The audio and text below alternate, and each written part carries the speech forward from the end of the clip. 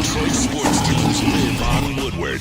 All of Detroit's sports coverage lives on Woodward Sports. Driving the best in Detroit sports coverage.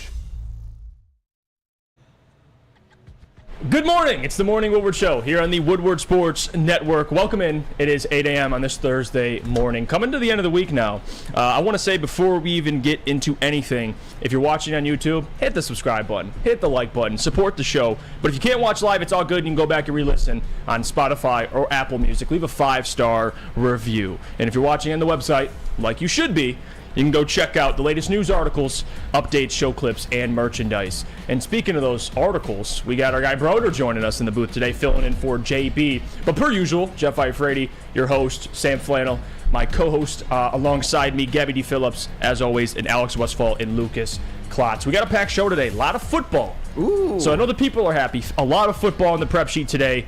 We're going to get into some different lists. For example, FanDuel came out with their rankings of the best quarterback from each division in the NFL.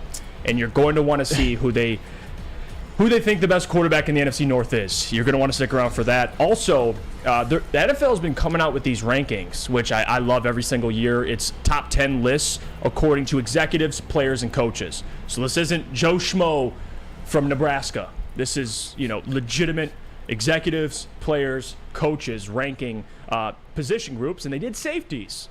So we're going to talk about it, see if C.J. Gardner-Johnson made the cut.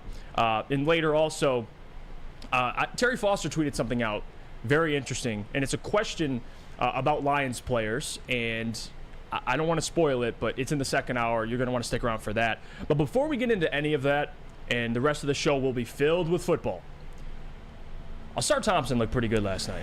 Did he not? No, he most certainly did. I mean, this was an interesting Summer League game because this is the first one where Jaden Ivey, Jalen Duren, and James Wiseman did not play. The only ones who were really worth watching who are going to get any significant playing time this season, of course, were Asar Thompson and Marcus Sasser.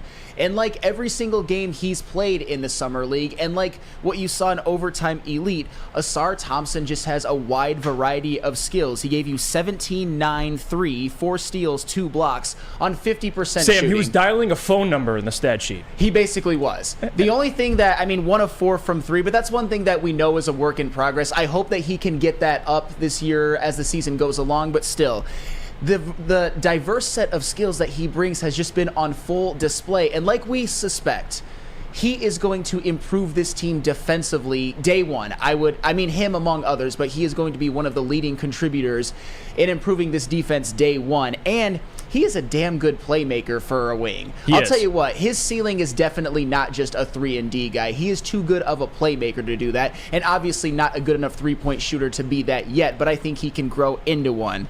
And you know what's funny about Summer League, Jeff, because I think we all are guilty of this from time to time. We look at how good Asar Thompson looked last night and how good he's looked overall throughout, and we're just like, oh my God, what like people who wanted Asar Thompson, who are excited about Asar Thompson, use the Summer League as kind of, you see, I told you he's going to be good.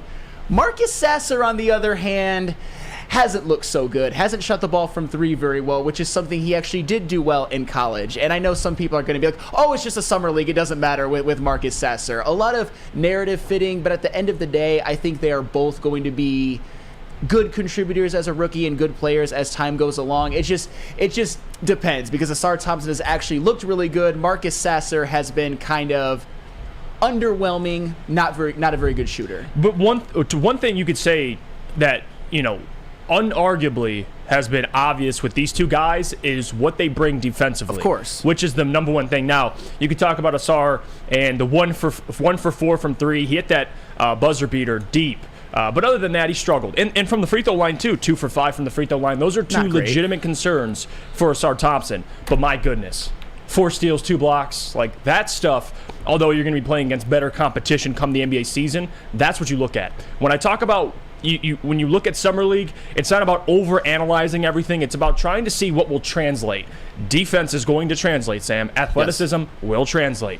Asar Thompson, what he brings athletically. I mean, the 2-on-1 that Asar was a part of after the strip, and he caught it reverse. I'm like, whew. Like, you don't have too many guys. In Ivy, we freaked out about last year because of his athleticism. Now you got another guy on the wing who, to really my surprise, great feel for being an off guard as well. He's a wing, but he also can do a lot more than that. I mean, but the obvious thing is, listen, 7 turnovers. I mean, there's going to be things you can nitpick, but overall, I'm pleased with what I've been seeing out of Asar Thompson. Marcus Sasser and Asar, I think the biggest adjustment is just, the spacing of the NBA. Like, Marcus Sasser struggling from 3, I'm not too concerned.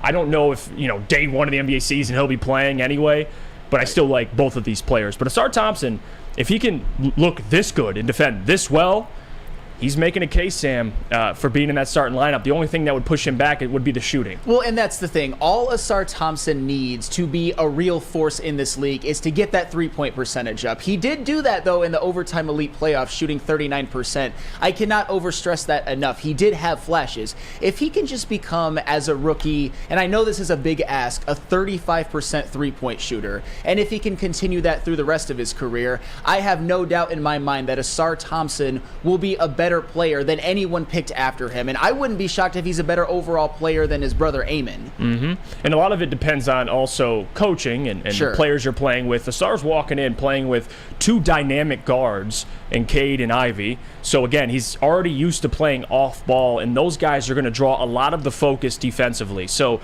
for Asar, he's going to have that benefit. Now, if he can get a respectable shot, Sam, he's a starter. Yes. Day 1. If he can be consistent. Now, the shot, that's something that, and we say this with a lot of players, if they can just get a shot. Asar Thompson, his shot doesn't even look bad. No. It's just something that he hasn't been able to do on a consistent basis. So once he figures that out, he's going to be real dangerous. But Matt Broder, you were watching too. We were talking about it before the show. What surprised you about Asar Thompson watching him last night, if anything? I think his feel for the game seems like he's a veteran. Like, Yes. he's got a lot of things to work on, but the way he plays the game, he slows it. He slows the game down more than I ever expected of him at this age, at this point in his career. It was really good to see, and like you guys were saying, he's elite defensively already. Oh, yeah. It's going to be special. I don't know if he's going to start from day 1, but imagine that second-line defense with Asar and Marcus Sasser. Like, that is some serious length coming off the bench. It fits what the city of Detroit's always been about, which is grit, being good defensively, because people get this misconstrued too. And I saw Kevin Durant going at it with people on Twitter yesterday, like, you got to score points to win the game. Scoring is the most important attribute. Yes, but also there's a part of that, like Denver, who you got to be a great defensive team as well. You got to be great on both sides, but defense does ultimately win championships. You got to be able to get a stop. That's why Miami was able to make the finals. They were streaky offensively, but man, they were stout consistently on defense. I love this comment too. Coach Walk 37, with the 7 turnovers, not knowing the players and getting used to a new system, I'm not worried at all. And that's the other thing, too. You hear Jared Jack on the sideline yelling 0.5, 0.5, 0.5. Ooh, yeah. There you go. And the whole 0.5 offense discussion, you know what they're going to be rolling out this year. So quick decisions, and with guys like Cade, Ivy, and Asar Thompson, I'm excited to see this offense. They're going to be flying, especially in transition, Sam. It's going to be scary to watch those guys. Absolutely. And if you want to expedite young guards' growth or all players' growth, you want a system that emphasizes ball movement and quick decisions, not a bunch of ISO, because that to me is the easiest way to make an offense look worse than it actually is. And you mentioned the 7 turnovers about Asar Thompson. I'm not worried about that too, because to be fair, the players that he was playing with, besides Marcus Sasser, are probably players that he'll never play with in the regular season. These are all rookie, not even rookie growing pains, summer league growing pains that players are just going to have to go through. I'm not worried about Asar Thompson at all, except if he shoots. I'm not going to be worried about Asar Thompson's 3-point shooting until or unless he goes out in the regular season and just keeps like throwing up bricks at the same rate that Killian Hayes was or something like that. A little shot at Killian there, but still, that would be bad. You even got to admit that. Now, speaking of throwing, and it's not throwing bricks, but maybe even throwing picks, Aaron Rodgers on the New York Jets. Hard knocks, it's official. So Sam Flannel, we're going to get hard knocks in training camp with Aaron Rodgers and the New York Jets. How excited are you? I'm very excited, and it's so funny, Jeff Iafrate, that you mentioned Aaron Rodgers and throwing picks. When you look at the all-time... Jacoby Joseph, technically. Hey, when you look at the all-time great quarterbacks who have had full careers, Aaron Rodgers is the one who never throws interceptions. I believe he doesn't even have 100 on his career. I can't tell you the last time he threw a double-digit interception season besides this last year was 2010. That was the year they actually won the Super Bowl. So Aaron Rodgers actually does not throw picks. sacks, and I predict he will have less than 10 this year, and of course lead the Jets to the AFC Championship game where they will eventually lose at Arrowhead to probably the back-to-back Super Bowl champions, but anyway, that's beside the point. The New York Jets, Aaron Rodgers, all of that young talent, guys like Sauce Gardner, Quinnen Williams, he's kind of a character himself. That is very, very exciting. Out of all the teams that were sort of, I don't know, in competition for it, I mean, do you want to see the Bears on Hard Knocks? No. Of course you want to see the Aaron Rodgers experience on Hard Knocks, the city of New York, the Broadway Aaron. It's going to be electric, man. I know you're going to watch Jeff Iafrate. Sam, I've been waiting for this moment. I'm very excited. And Matt Broder, I know you're excited. Because it's not just Aaron, it's everybody. It's Sauce Gardner, who apparently to Asante Samuel is not as good as people think, which I had a lot of fun reading that. But anyway, what are you excited about to see with the New York Jets? The drama with Aaron, or maybe the Zach Wilson, Aaron Rodgers dynamic, or maybe a little bit of Robert Saleh? The drama with Aaron is going to be great, but it is that whole team. Like, Sauce Gardner's such a big personality. He's going to be awesome to see. And that dynamic between Aaron Rodgers and Sauce. Also, like you mentioned, Aaron Rodgers and Zach Wilson. Like, what is that dynamic going to be like? It seems like, Aaron Rodgers is ready to mentor him, but, dude, I don't know. I mean, I don't think any of us really believe in Zach Wilson as a future starting quarterback, but we'll see. No. What about you, Gabby? You excited? New York Jets. Jets. For Zach Wilson's antics. I feel like they're really going to come out when he's on camera, and I cannot wait to see his, sly comments that he makes on social media, coming live out of his mouth. I can't wait. There better be some moms around the training camp because I want to see Zach Wilson in action. Like, this guy, not only is he's throwing picks, but he's shooting shots at apparently his mother's friends. So Zach Wilson has his own interesting storylines, but Sam, that's not going to distract me from the main one. Yes. Aaron frickin' Rodgers. And I love this comment, too, from Justin Kipp. He says, hard to throw interceptions when you don't pass for 300 yards for an entire season. That's a fair point. Oh, but did you also gloss over the point that from 2011 to 2021, Aaron Rodgers never threw 10 interceptions in a season once? God, the Aaron Rodgers hate is just real. I know this is a Detroit sports show, and Aaron Rodgers broke our hearts more times than we can even mention. But still, don't lie to yourself. Don't lie to yourself. I wonder how he will use this to change his narrative. Like, if he's going to stick with the same personality, or if he's going to try and turn a corner here in New York and make a difference and be a little bit different, and he's coming into a situation where he has an opportunity for mentorship. Will he take this opportunity to kind of rebrand himself?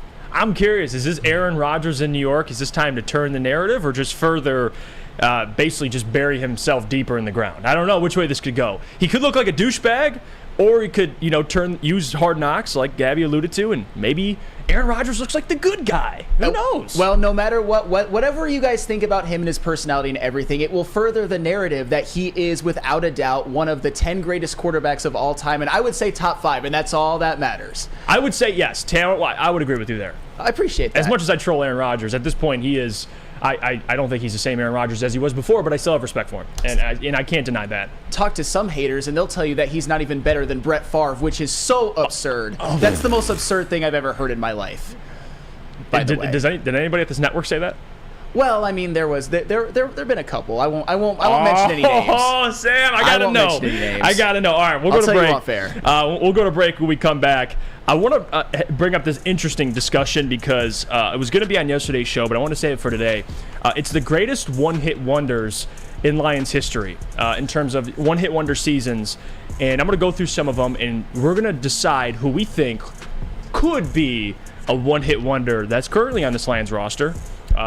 And we'll talk about that next. But before we do that, can you tell us about our friends over at Swiss Insurance? Absolutely, because Swiss Insurance, you cannot get any better than them. And if you are planning or sponsoring a golf outing this year, we see them all around town. Ask Swiss Insurance about hole-in-one, putting contests, and $1 million shootout coverage. For a very affordable amount, you could give away a huge prize like $10,000 or a new car. Help build your business with big ideas. Check out Swiss today, SwissINS.com, or call Mark at 248-800-4177.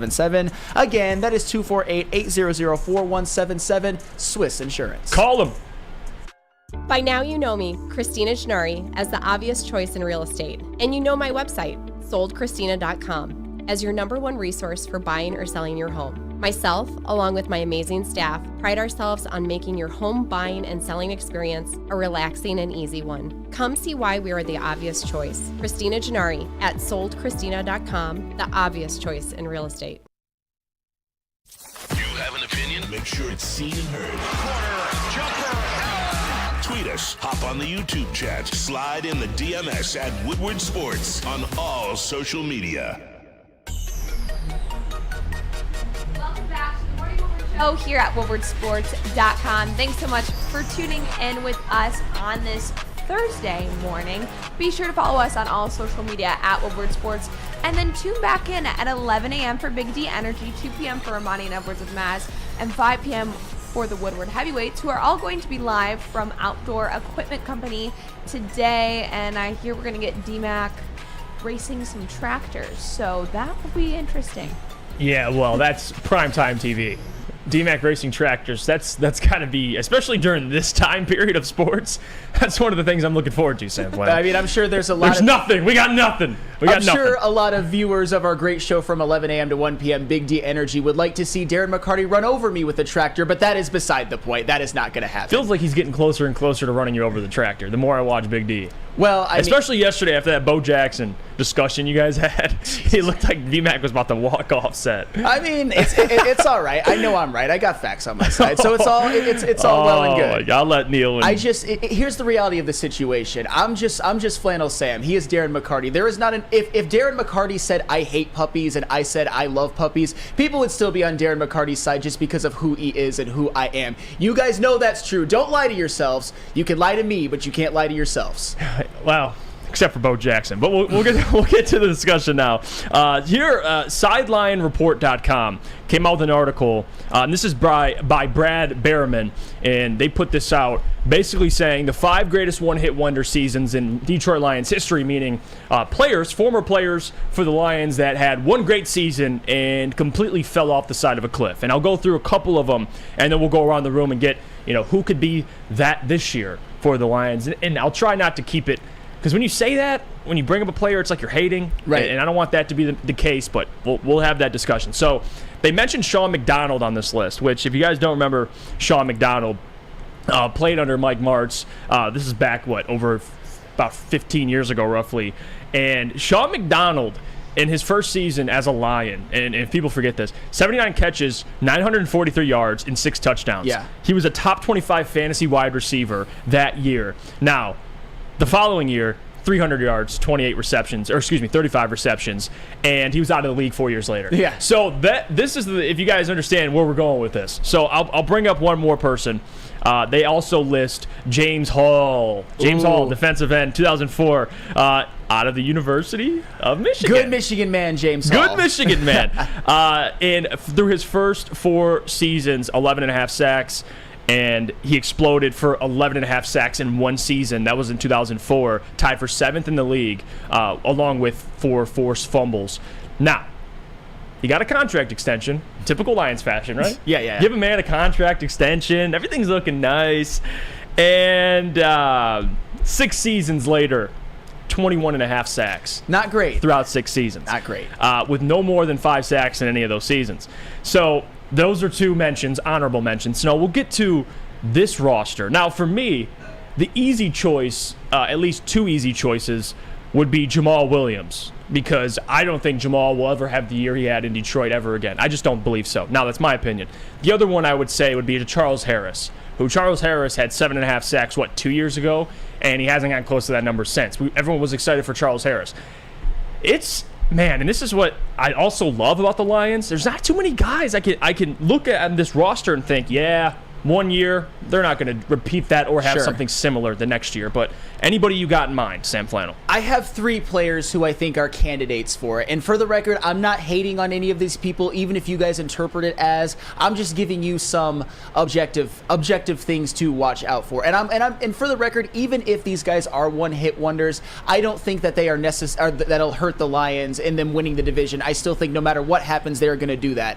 Now that the caveats are out of the way, you mentioned Charles Harris. You stole one of mine, which is fine. You already went over him. What about Romeo Okwara?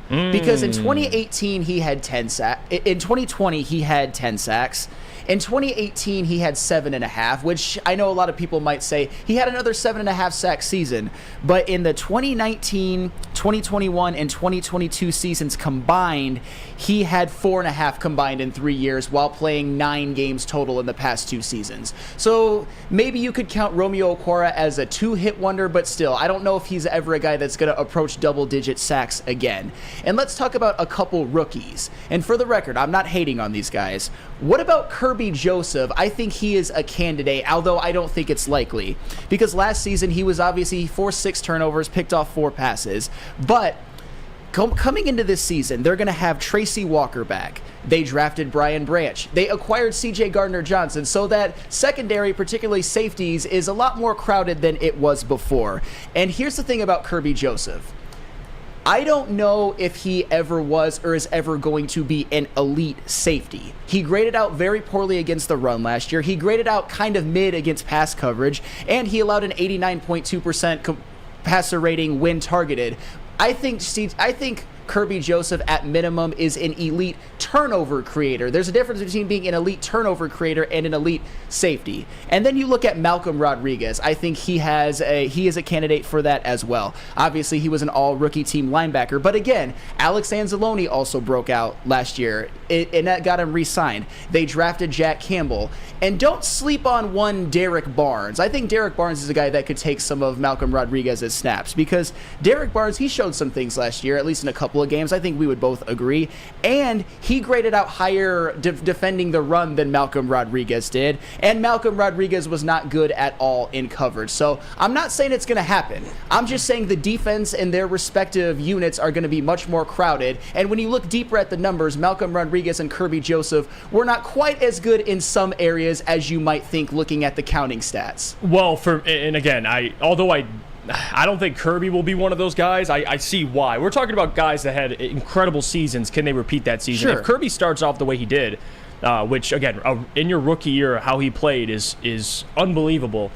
But another guy that I want to bring up, and before I do that, I got to just mention, if we had this segment 2 years ago, I would have said Ermanni Okwara or last season. Yeah. Because listen, if you're in this business and you talk sports every day, all year, you're bound to be wrong.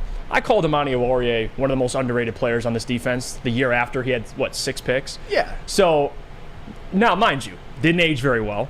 But Ermanni Okwara, to me, would be one of those guys, too, in recent history, because I'm arguing for this guy as an up-and-coming corner, and then, Not 3 great. PIs in a game later, and he's now on the Giants for a 1-year flyer deal. So I'll get to who I think. Now, this candidate, and it's hard because if you bring up a player, it sounds like you're hating, but this is the truth. Alex Anzalone had a career year last year in Detroit. Over 100 tackles, never had 100 tackles in his career. Had almost tied for the most sacks in his career, tied for the most interceptions. Obviously, you look at pass deflection, second highest in his career. Had an overall great career, great career year, excuse me. I don't know if he could repeat that. Jack Campbell, you just added in the locker room. I think Malcolm Rodriguez being already there. There's guys that I think are comparable that are younger that the Lions might go to. Now, I think Anzalone will still be on the field, but to get the amount of snaps he got last year, I don't think that's going to happen this year. Now, I could be wrong because you're seeing Jack Campbell now, and at least in minicamp, wear that green dot. So I don't know if that's pre-planned for eventually Jack taking over Alex, which I think is the plan. I don't know when that'll happen. If Jack comes out and plays well above everyone's expectations, I think replacing Anzalone can come a lot sooner than later. So I'm going to say Anzalone because I think that season he had last year, I don't know if he can repeat that. So that'll be my candidate. Now, another one you could bring up, and I'll bring this question up before I get to Broder. Is there any chance James Houston could be one of those guys, Matt Broder? That was going to be my, hotter take of the two. I'm just saying. I don't think it's going to happen, but that's the type of play. I mean, he was so electric when he came in that second half of the season at 8 sacks in 8 games, and he thinks he's going to double that. I would love to see it, but he's one of those that we actually need to produce, so I hope he's not the one-hit wonder. Then you also got to look at Levi Onwuzurike. He had that big year in 2021 and was injured last year. I know it wasn't like a all-pro 2021, but there's a lot of expectations on him, and we didn't address that defensive tackle position. Is he going to be that guy? Now, Levi, to me, is the biggest mystery because no one knows what the hell he's going to bring. I don't think anybody knows for Levi. But for James Houston, Gabby, is there anybody you think, and I'll ask you about James. James Houston last year exploded. Do you think he can come and do that again this year? Because there's a lot of high expectations on him. People are excited for James Houston. I think he just has to come back and have consistency. I think if he can prove that he can be consistent on the field the second year, that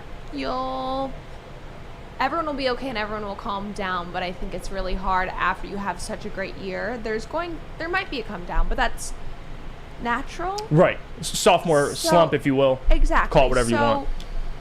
Consistency is what we need from him.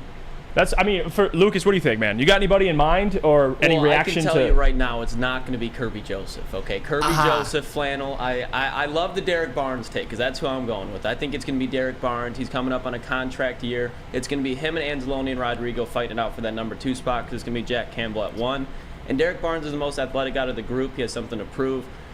But to say Kirby Joseph, this is his second year playing safety. He played safety 1 year in college after playing wide receiver in his second year in the NFL. He was putting up numbers like that. He can lay the fucking boom. I have no worries about Kirby Joseph because the competition with the safeties is going to become between Tracy Walker and C.J. Gardner-Johnson because both of those guys are in the box, nickelback type of safety. Kirby Joseph is a free safety, so he's going to have all the opportunities he did last year because he's different than those two. I think they're going to be Tracy in the box, C.J.'s going to be in the nickel a lot, and Kirby's going to be in the back end the whole time. So I'm not worried about Kirby dipping off at all. Yeah, Kirby he's fine. Because the thing I look at with Kirby, too, and a lot of it, if you have a lot of picks, some would say, well, right place, right time. I think with Kirby, a lot of it's like instincts, ball instincts. He just seems to be in the right position every single time. And I don't know if that's, playing wide receiver, having a knack for the football. I don't think it'll be Kirby. But I think to Sam's point, it's not trying to hate on Kirby. It's just he had such a great rookie year. Can he follow that up? Which I think he can. I think he'll be all right. Well, and Lucas, I would say to that Kirby Joseph thing, for the record, I'm not hating on Kirby Joseph at all. I know. I would say that last season, at least, he was more of a great turnover creator than a great overall safety. You alluded to the fact that he's still kind of raw. He didn't play that a ton in college, and now he's coming into the NFL, and doing what he did his rookie season is already something to behold. You talk about laying the wood, like against the Cowboys, forcing that big turnover. I count that as well. The ball just seemed to find him. He wrecked a couple of games, particularly against the Green Bay Packers, games in which the Lions went 2-0 in. So I think that Kirby Joseph, I don't necessarily think that he'll be a one-hit wonder, but I think he's a candidate just of how crowded the safety room is. And you guys mentioned James Houston. I could not disagree with that anymore, Matt Broder, because he doesn't have to come in and have more than a sack per game. He had 8 sacks in 7 games. I don't think people understand even to this day how elite that is. What if next season he just has 10 in 16 or 17 games? That's a great year. He's not going to be like James Hall, who in his first 4 seasons combined had 11.5, then popped off for 11.5 in a season. All you've seen from James Houston is that he gets more than a sack per game when he plays. That is lunacy. That is insane in the good way. That's like prime Lawrence Taylor type shit. He's not prime Lawrence Taylor, but by those numbers, in terms of sacks per game, he's right up there with that MVP Lawrence Taylor. Just saying. No, and to your point, too, about James Houston, like he had the amount of, he had basically a sack a game, but if he ends this year, if he plays 17 games and has 9 sacks, 10 sacks, I'm cool with it. But people would say, well, technically, it is regression. But how is it a regression? To get a sack a game, you're one of the best edge rushers, pass rushers in the NFL. So James Houston, he was lightning in a bottle. But I think he can. If he can give you 8 to 10 sacks, you're happy with it from James Houston. For a 6th-round pick. When your lightning in a bottle moment strikes to the point where it can destroy entire villages, that's different. You know what I'm saying? Like 8 in 7 games is just so absurd that he could even tail off in terms of sacks per game massively and still have 9 or 10. Right. And that is by no means a bad year. And I want to get to some of these comments before we go to break here. Shout out to everybody tuning in. Big show picks, as always. Steve Wilds, Ryan's reaction. Always in the chat, by the way. Herb Nash, Detroit Dabber, 313, Philip C, Jack, all you guys, Keaton, Denver Blair, Justin Station. Appreciate you guys. Mike G, as always. And I want to read some of these comments, too, chiming in. And Garrett says, I would have picked Houston, but he's got legit pass rush moves. His bend is crazy. That's not going away. And that's a big part of James Houston, too. How fluid he is, the skill set he has. It's hard to find a player on this roster, which is a good thing. You know what else is a good thing? having an affordable gym, Sam Flannel. Yes, absolutely. And of course, I have an affordable gym, and you can all have an affordable gym, and that is Planet Fitness. Check out the guns. I've been working on them for a long time at Planet Fitness. I used to be a little twig, and now look at me. And Planet Fitness is home of the judgment-free zone where anyone, and we mean anyone, can feel comfortable and work on their fitness goals. We are here to help you build a lasting, active lifestyle. At Planet Fitness, you'll experience a squeaky clean gym that has tons of equipment, a full-body workout in just 30 minutes in the 30-minute circuit, and all memberships include fitness training. You can get all of that for only $10 a month. Yes, still only $10 a month. Your fitness is essential, and fitness is a key part of the physical and mental wellness, which is why we have invited teens between the ages of 14 and 19 to work out for free all summer long with our high school summer pass program. For more information or to join today, visit your local Planet Fitness or planetfitness.com. No matter where you are, there's a Planet Fitness close by. There are more than 50 in Metro Detroit and thousands more throughout the world. It's Planet Fitness, where your fitness is essential. Introducing the Planet Fitness Guide to getting that post-workout glow. Step 1. What's your why? More epic energy? Better sleep? Blow off steam? Step 2. Join Planet Fitness for just $10 a month and get moving in our clean and spacious clubs. Step 3. Bask in that post-workout glow. Join Planet Fitness today for just $10 a month. Join today at any of the 50-plus Detroit area locations. We are the network for Detroit. By Detroiters. Welcome to the Woodward Sports Network. Welcome back to the Morning Woodward Show here at woodwardsports.com. Thanks so much for tuning in on this Thursday morning. We're happy to have you here. If you're watching on YouTube, like and subscribe. If you're watching via the website, check out our articles by Broder, who is over in the booth, as well as plenty of clips and live shows, merchandise, and more. And if you're listening via podcast, download this episode and leave a 5-star review.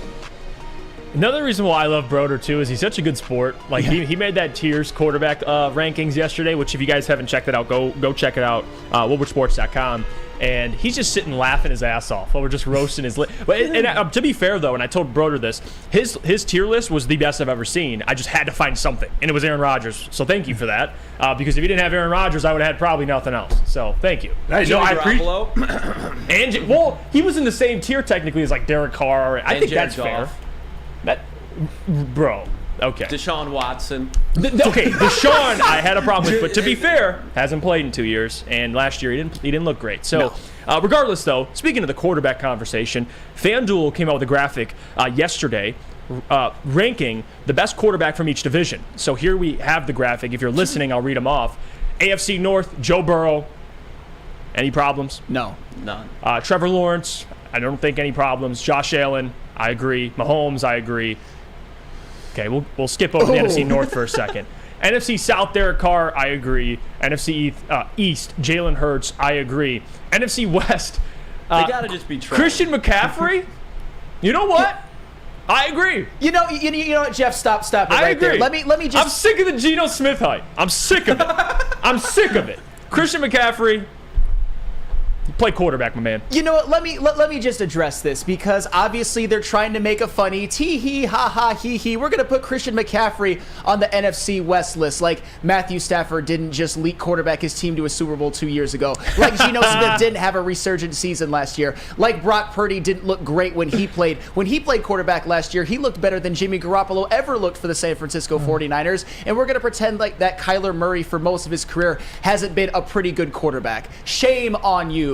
You're trying to be, funny, Christian McCaffrey. Stop it. Be serious. It's not funny. I'm not laughing. You see me laughing? It's my serious face. Well, anything to at least take a shot at Geno, and I don't even have personal beef with him. Listen, Geno Smith, credit to him, worked his ass off, finally got a chance, had a career year. But what pisses me off is one career year means he's better than Jared Goff. Like, dude. Yep. That's what frustrates me, so I'd like to have fun with it. Christian McCaffrey, although I disagree, it's Matthew Stafford in that division, clearly. They have Christian McCaffrey, who, technically, if you look at the passing stats for Christian McCaffrey, we got? 2 touchdowns, 0 interception in his career. So pretty efficient, if you ask me. Never threw an interception in Christian McCaffrey's career, so it's pretty impressive. But to look at the NFC North, I want to break this down because this is the biggest one to me. Put the graphic up one more time. NFC North, the best quarterback, according to FanDuel, and I'm not stupid, FanDuel, you're doing this for clicks. There's no way anybody in their right mind, logically, looks at the NFC North. If they would have had Kirk Cousins, I would have been frustrated, but I would at least be like, you know what, it's arguable.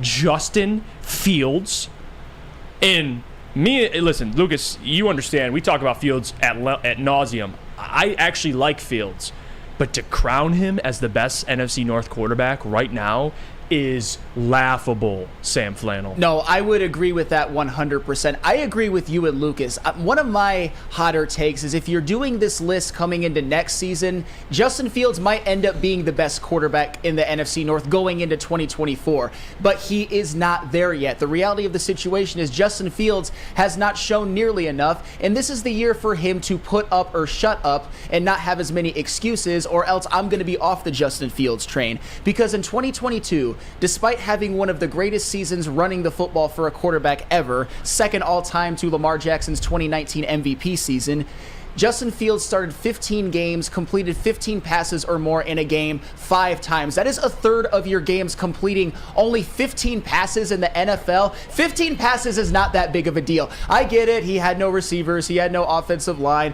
But still, you had Cole Kmet. You had Darnell Mooney. It wasn't like as completely bare. But 15 passes is not asking that much. And furthermore, of those 15 completion games, Justin Fields only completed 20 passes or more in a game once. He had as many 20 completion games as Jamison Williams had receptions last year. One, however you want to slice it. Justin Fields is going to be very good. I think he is going to have a breakout year. But Jared Goff gave you 29 touchdowns, 7 interceptions, best season of his life on a team that had a top 5 offense. Justin Fields over Jared Goff right now is lunacy. And I think Justin Fields is going to be good. He's just not there yet. Well, I'll tell you what, if we're putting Justin Fields up there, I nominate Taysom Hill from the NFC. Hey, he too far, Jeff Iafrate. Too far. Taysom Hill has legs. He showed some things. He just never got the opportunity. Jesus Christ. If we're rewarding guys for 1,000-yard seasons, get the hell out of here for quarterbacks. The only thing Justin Fields has shown us is throwing more touchdowns than interceptions this year. And I'm not trying to hate. He's going to get better. I assume he will get better. But if we're throwing quarterbacks who can run the football, get my guy Taysom Hill some respect, to Lucas. What's the Taysom Hill line? Where is that coming out of? And you know what? Put Daniel Jones up there for the NFC East. There he is. We'll just start putting everybody up there who can run, Jalen dude. Hurts. Ridiculous. Your reaction, though, Lucas, to the list. Look, I'm a huge Justin Fields supporter, but I think this is why, and especially with like Booner, I guarantee this is why people cannot stand Justin Fields, and then this is why I get really mad when people disrespect Jared Goff. Because Jared Goff has been one of the most efficient quarterbacks in the league, and I know I say efficiency all the time, but that's one of the most important things for a quarterback to have because it keeps your team in games. And Justin Fields is not efficient in any way, shape, or form, and he doesn't have an efficient offense around him. So that's why he did not play well statistically last year. I think it'll jump this year, but he's still, after this year, I don't think he's going to be above Jared Goff. I don't think you can say that when Jared Goff is probably going to go into the playoffs and win a playoff game at the bare minimum with this roster. So I don't think Justin Fields should be above Jared Goff this year. I would probably put him at the end of next year is when I'd assume. But yeah, this is way too early. I just don't. This is what I'm trying to process. The Jared Goff disrespect. Like I don't know where this originated. I know in LA, in one of the biggest markets in the United States, he didn't play well, and I don't know if that himself made a mockery, but after what he did last year, I get it's 1 year, but it's not like Jared is Geno Smith. He's done what he did last year before, early in his career. I don't understand the Goff disrespect. Can anybody help me? Gabby, where is this coming from? He has no, like, when you look at the Mahomes, the Burrows, the Josh Allen, the Trevor Lawrences, he doesn't have that it factor. So when he doesn't have that it factor, people are going to be like, he's automatically mid. And they're going to put him with Dak, Kirk Cousins, Derek Carr in that category. But then if you go and see what the man has done within his career, he's performed above mid, and he's done it, yes, with good systems. But he hasn't held those system backs like Jimmy Garoppolo, in my opinion, Dak Prescott, and the Kirk Cousins of the world. Derek Carr, well, he hasn't been in like a great system yet, but we've seen much worse football from Derek Carr, especially this year, than we've seen from Jared Goff ever. So it's just coming from comparing him to the top-tier quarterbacks. He's closer to the middle tier, but he's not one of those middle-tier guys. And besides just clicks, where do you think, Gabby, the Jared Goff disrespect comes from? Because this seems, and at least in Detroit and Michigan, you don't see it, but nationally, it seems like it's a consistent thing. And this is why we talk about it so much. I hate, people are like, you talk about Jared Goff so much. Well, yeah, because people still make these stupid lists disrespecting Goff. Because he flies under the radar and he's associated with the Lions, and for a long time, there's been this aura of Lions hate that has plagued these players that are on the team, and I think he's now experiencing that himself, even though he has proven himself, and in the city of Detroit, people are standing behind him. It's going to take another wave, another season for the national media and national fans to get on the same page. And I think it's also because in a lot of these lists you see him, and we've even said it, he's in that category of he's good, but he has good people around him. He's good, but if you move him to a different team that didn't have as many good pieces and a great team leading him, that he wouldn't be, making this progress. He wouldn't have had that good of a season last year. You wouldn't have seen him progress last year. But the problem with that narrative is that he has proven himself. He did prove himself last year. You saw that growth last year, and you see him consistently over time with different teams still showing up. Well, the biggest mystery I have is people act like Jared's had a super team.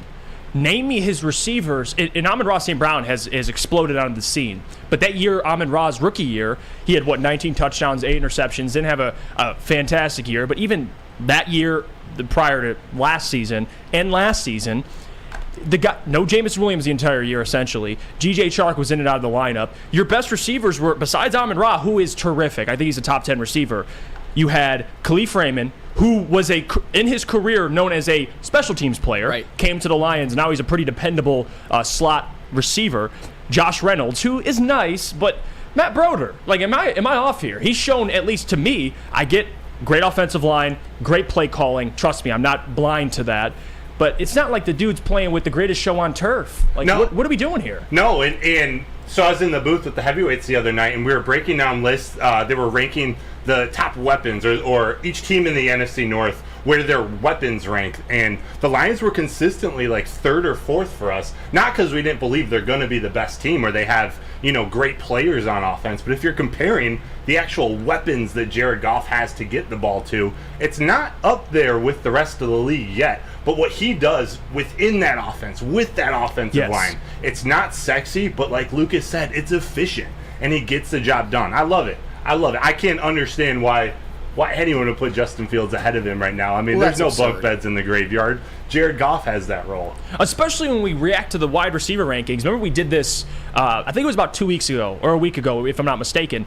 And the wide receiver core, it was a ranking list on CBS or NFL.com, I can't remember, but it was situations offensively. The Lions were 20s, 20-ish or whatever, which I disagree with. I think the offensive line and all that, they shouldn't be in the 20s. But what I'm saying is, even nationally, they look at the Lions as, they don't have all the weapons in the world for Jared Goff at this point, because Jameson Williams isn't proven, although we like him a lot. If you look at it on paper, Sam, for Jared to do what he did last year, with those weapons, it's pretty impressive. And I think that goes under the radar a little bit. Jared Goff had a phenomenal last season. Now let me be kind of devil's advocate / bad guy a little bit. His last 2 seasons in Los Angeles were objectively mid when he wasn't playing with peak apex Todd Gurley, because in 2019 Todd Gurley had fallen off, and by 2020 he was retired. And in 2021, before Ben Johnson got elevated to passing game coordinator, Jared Goff looked pretty bad with Anthony Lynn there. I get it, they didn't have a really good team around him, but Jared Goff didn't even lead the team to a win. And I'm not saying it was all his fault, but they were 0-10-1 at one point with him starting the majority of the games. That's I think what people are kind of falling into. And also, to piggyback off of that, Sean McVay was ultimately proven right trading for Matthew Stafford, getting rid of Jared Goff. Matthew Stafford was able to quarterback that team to a Super Bowl and played better that year than Jared Goff had ever played with the Los Angeles Rams. So all of that is fair. But last season, nobody can deny that Jared Goff had an excellent year. He was, without a shadow of a doubt, the second best quarterback in the NFC, only behind Jalen Hurts. Mm-hmm. And again, we look at, it doesn't matter what you look at, stats. And again, I'm not going to argue that Jared's better than Matthew Stafford. I'm not arguing that. So you're right. In terms of for the Rams, they got a Super Bowl. They won the trade. But the Lions got a throw-in. Jared Goff is a throw-in. who had a top 5, 6 year this year. I don't know. I don't get where the disrespect comes from. Maybe FanDuel is simply doing this because we're talking about it right now. So smart. Good on them. Very smart. But I have to call out the disrespect at least. Someone has to do it. I can talk about Jared and not wanting to pay him $50 million, and I can agree that he's not in the upper echelon of those quarterbacks, which we can all agree doesn't mean you can't win with them. So I'm sick of the disrespect. I believe that if he was taken out of Detroit, let's say some freak thing happens and he's put in the situation that Jalen Hurts is in right now, let's say this season, next season, I think because he's played with Detroit and because of his situation here, that negativity is still going to carry over to the next team that he's with, hypothetically. Because then it's just going to be, well, you know, he was good with the Lions and he's good with this team, but he's getting better pieces around him now than he did have with the Lions, so he's really still not that good. And there is truth to that, too. It's like Stafford, never really talked about, and then he goes to L.A., and he's nationally recognized, which that makes sense. Hey, playing at a bigger market, you win a Super Bowl, all that stuff gets publicized. But even Stafford in all those years with the Lions, It was like, yeah, he's great, but they're not winning anything. And for Jared, I think the next thing to get respect is winning, especially in the playoffs, Sam, because if the Lions win a playoff game and Jared Goff's your quarterback, everybody will be talking about Jared Goff. And the thing with Stafford is then he went out and switched teams, and they still said but. They still said, yeah, he's good, but now he has those pieces around him that he didn't have in Detroit. So this is just easy for him now. Just anything to throw a shot just over at Detroit, at the Lions. It is what it is. But we're going to go to break. When we get back, I want to bring up this top 10 safety list, and we'll see if C.J. Gardner-Johnson made the cut. But before we do that, Gabby, can you tell us about our friends over at Randy Wise? Yeah, Randy Wise is the place that you go to buy a car and make the wise choice. And right now, you can head to woodwardsports.com and our YouTube channel to check out the first episode of the Randy Wise Celebrity Golf Tour featuring Jim Harbaugh and some average Joes. I include myself in that average Joe category. Go check that episode out now and get yourself into a celebrity level vehicle at Randy Wise. Big Boy Strawberry Fest has officially arrived, and we're here to show you the very best flavors of the season. Satisfy your sweet tooth with our deep-fried vanilla Oreos, strawberry hot fudge cake, and a slice of our classic strawberry pie. But that's not all. Cool off on a refreshing summer splash salad, or savor the flavors of our chicken Caesar wrap and strawberry bacon chicken wrap. And for breakfast lovers, don't miss out on our strawberry hotcakes or our mouth-watering red velvet waffle. Strawberry Fest is something for everyone. Celebrate the sweet season with us at Big Boy. Love Woodward Sports? Love wearing clothes? Then you should be wearing Woodward Sports clothes. Check out our full line of merch at woodwardsports.com. Just click on shop. We have all your favorite designs, like Dan Campbell kneecaps, Woodward Golf, and of course, our own logoed out merchandise. Men, women, infants, kids all love Woodward Sports. Impress your friends. Impress your boss. Impress your dog. Buy Woodward Sports merch today.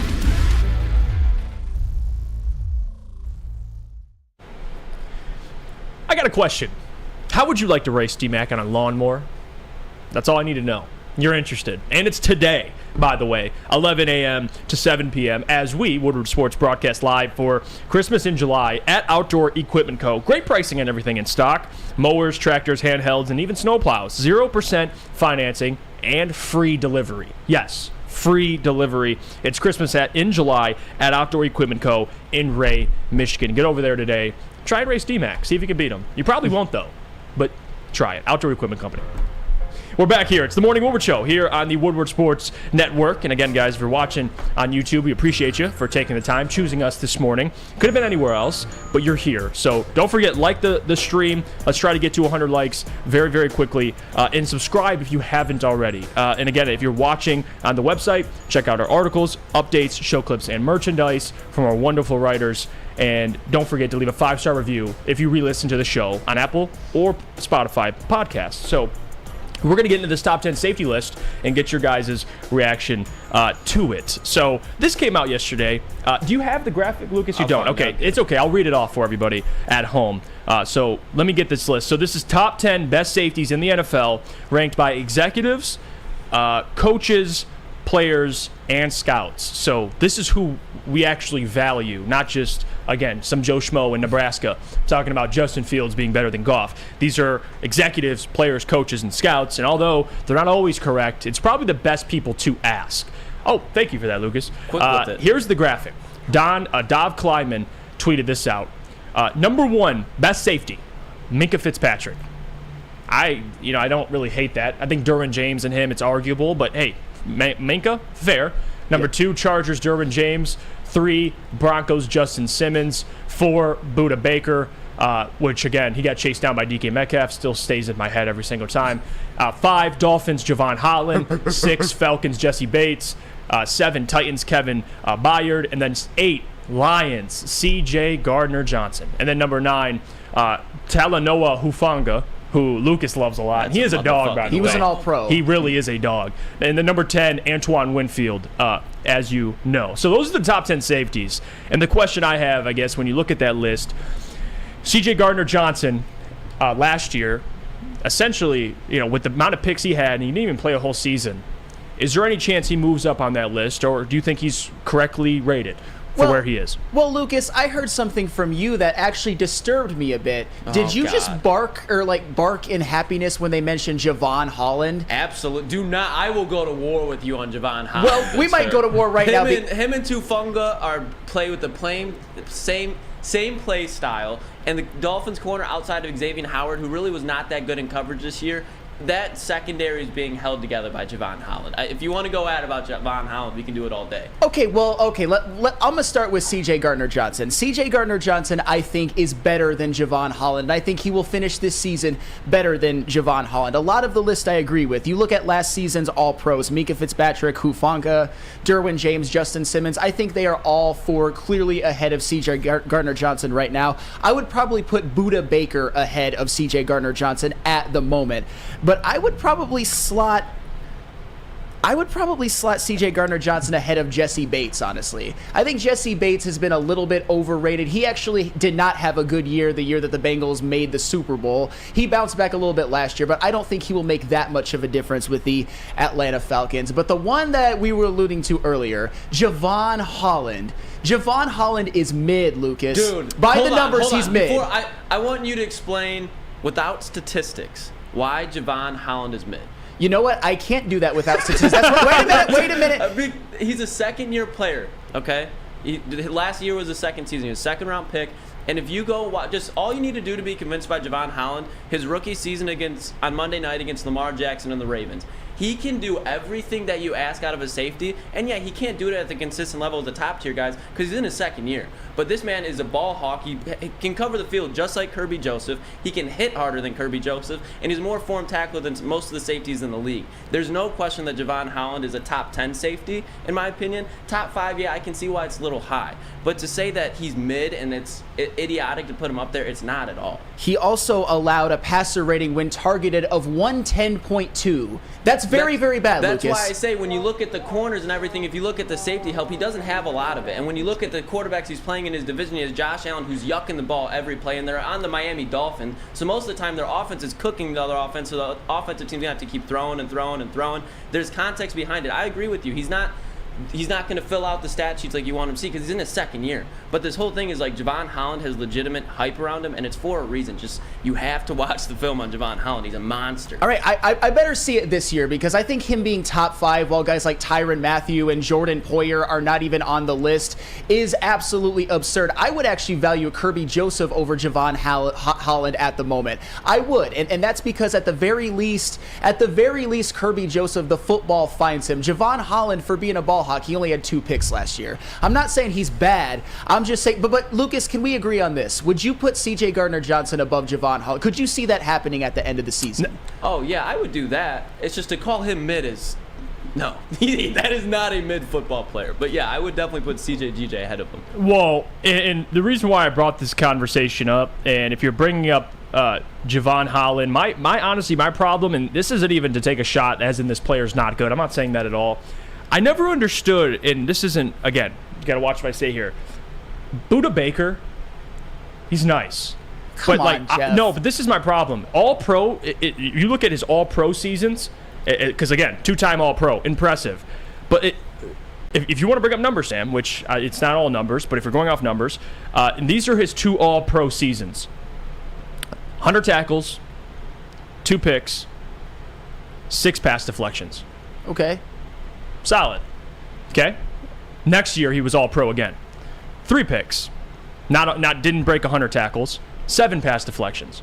So, and the Arizona Cardinals have never had a top defense. So, all I'm saying is I don't know where the all-pros come from. Budda Baker's great, but that's why when you see things like this player's an all-pro, this player's not, even in the year CJ had last year, again, these guys, for tackles, 6 picks in 12 games, 70 tackles in, again, Budda played 16, 17 games. I'm not saying that, CJ's definitively better, but for Budda to be as high as he is on this list, again, and there's even guys that I think are slightly better, to be honest, Budda Baker's 4. So he's a top 4 safety.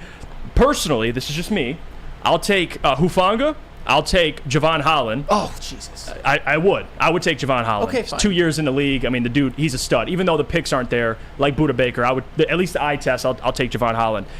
That's my problem, I guess, but at this point, you're nitpicking. I think C.J. Gardner-Johnson at 8 is fair at this point. You could talk about the picks, 6 picks in 12 games, but realistically, besides that, he is how do I say this? He's a playmaker, but although, and you brought this up for Kirby, the picks are there, but the coverage stats aren't necessarily there for CJ. So he's not a lockdown safety, but again, he's a hard hitter. He's a playmaker. He's a leader. He does a lot of things well. So I don't have a problem with CJ's ranked, but I don't understand the Budda Baker love. At 4, he's a top 4 safety? Look, not saying he's not good, but top 4 safety in the NFL. The reason it is because, and you got to watch the film on Budda Baker. He is so fast and versatile that half the time the ball isn't getting thrown in his half of the field because they know Budda Baker is covering it. And if you go to Arizona's defensive line, you compare, again, I love C.J. Gardner-Johnson. But when you have a defensive line putting up 70-plus sacks, the quarterback is going to get the ball out quicker, making less efficient decisions and throwing it to the defense more. And in Arizona, they had J.J. Watt this year. Couldn't tell you a linebacker that they had, and then Isaiah Simmons and Byron Murphy. Budda Baker is so valuable to that defense in so many ways, but I'm with you. I think Budda Baker's but Hufanga's definitely above him. I don't know if I'd there's put a couple Holland guys I'd take just over him. yet, but Hufanga for sure.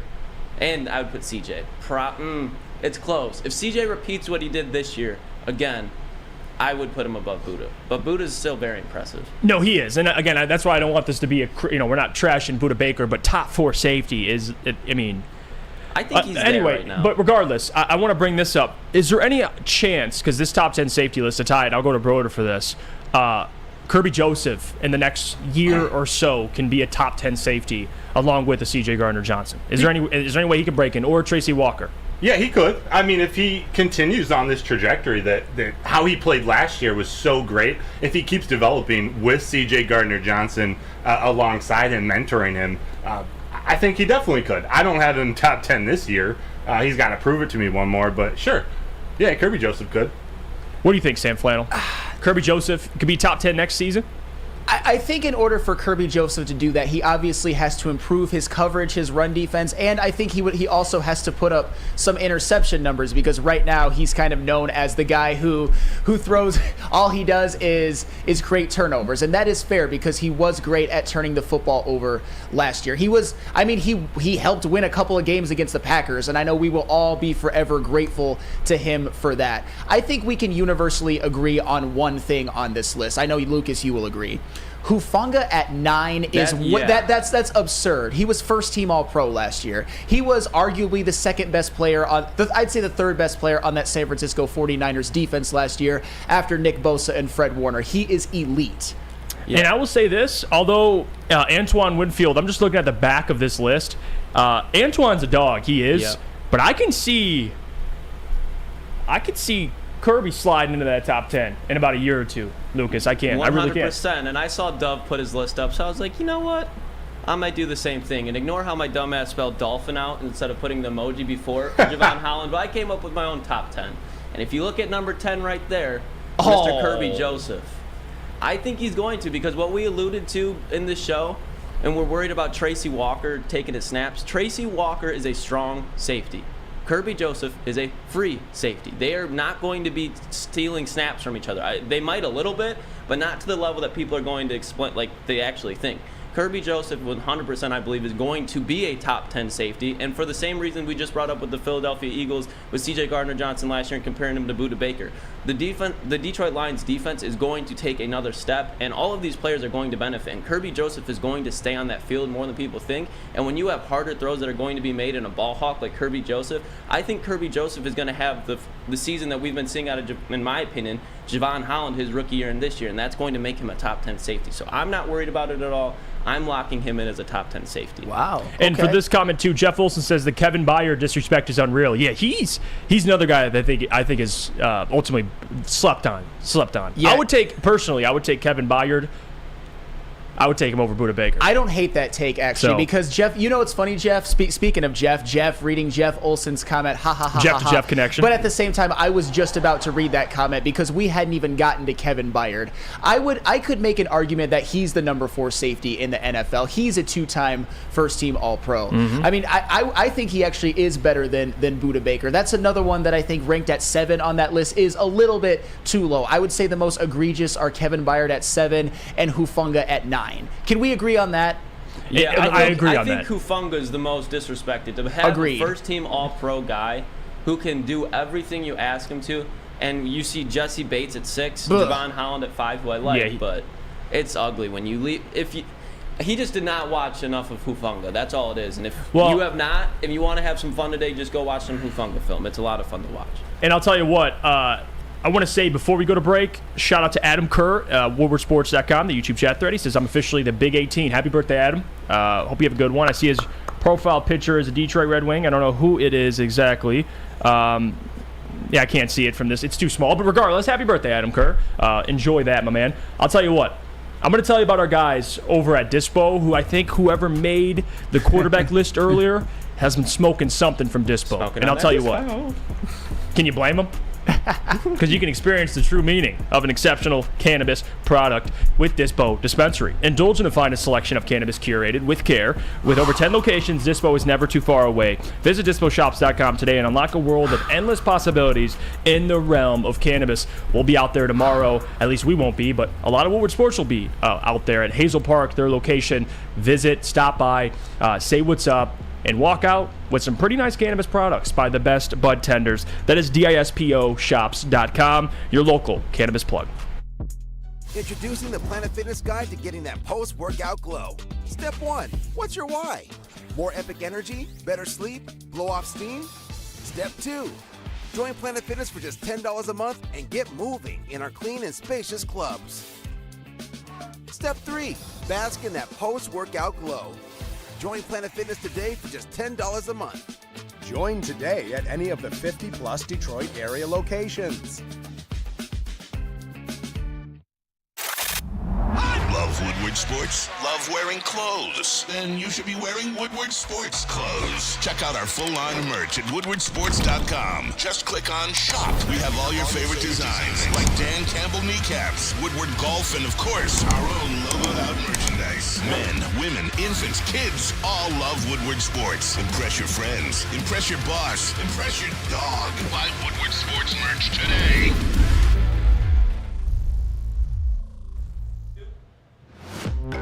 Welcome back to the Morning Woodward Show here at woodwardsports.com. Thanks so much for tuning in with us this morning. Be sure to download this episode and leave a 5-star review if you're listening via podcast. If you're watching on YouTube, like and subscribe. Get our like count up there. And follow us on all social media at Woodward Sports. We just got done talking about the safety list by Dov Kleiman and reacting to it. C.J. Gardner-Johnson's there. Can Kirby eventually get there? What about the best secondaries in the NFL? And if you could throw that graphic up, these are the top secondaries in the NFL, and this was according to the 33rd team, which has a lot of great content, by the way. Go check that out. They ranked the top 7 secondaries in the NFL, and it's not about reacting to this list. The question I have, and I'll just read it off quickly for people that are listening. Number 1, they have the New York Jets, 2 Ravens, 3 Eagles, 4 Broncos, 5 Seahawks, 6 Cowboys, 7 49ers.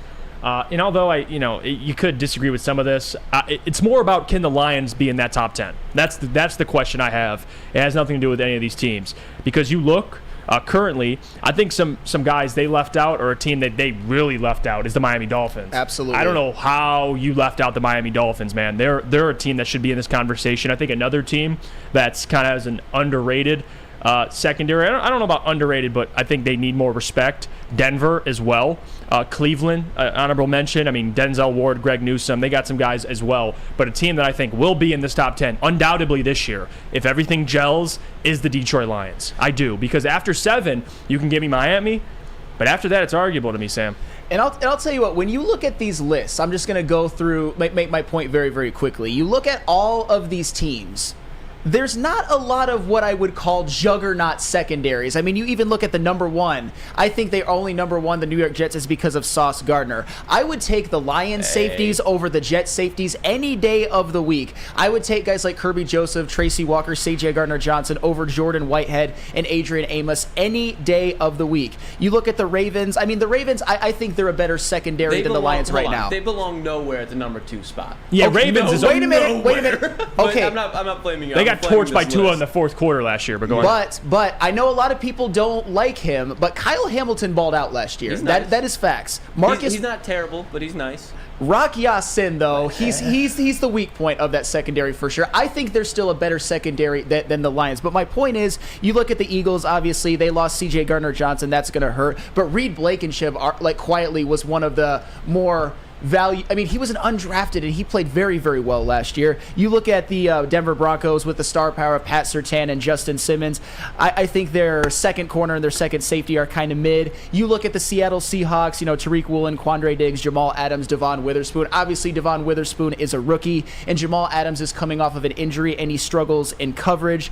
My point is that the Detroit Lions can absolutely be a top 10 secondary this year. And that's the thing. When it's said to you on surface, it sounds to me like, oh, that's crazy. But when you work backwards, they absolutely 100% can. I already said that I would take their safeties over the Jets safeties, and they're ranked number 1. You look at Cam Sutton, who had a career year last year. He allowed a passer rating of less than 70, which is elite, and he did it over a full season in the season where he was expected to carry the most weight. Emmanuel Mosley's a bit of a question mark because of his injuries, but if he can play a full season and play a full season anywhere near what he did in the 5 games last year, you have yourself a damn good cornerback duo. And we already talk about guys like Kirby Joseph and C.J. Gardner-Johnson. I've been on record saying that I think that they combined for 10 interceptions this year. I don't know who's all going to get them, but it's absolutely possible. Tracy Walker coming back, more of a box safety, as Lucas always says. But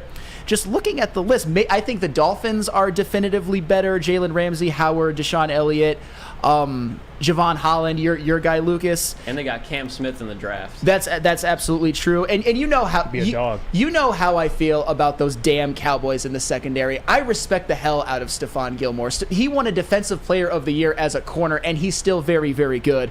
But Trayvon Diggs should actually be on the all worst list. You talk about guys who are good at creating turnovers but not being a corner. Just remember, and I told you guys at Dispo, and I'll tell you again, in the 2021 season when Trayvon Diggs had 10 interceptions and was all-pro, he also yielded over 1,000 receiving yards, which is terrible. Yes. And then last year, he yielded a passer rating when targeted of 99.4, which is also terrible. So I guess my point is, when you look at this list, I would say the Eagles are definitively better. The Ravens, I would say the Jets mainly because of Sauce Gardner. You look at Denver, Seattle, but Seattle, there's a question mark with Devon Witherspoon, although we think he's going to be good.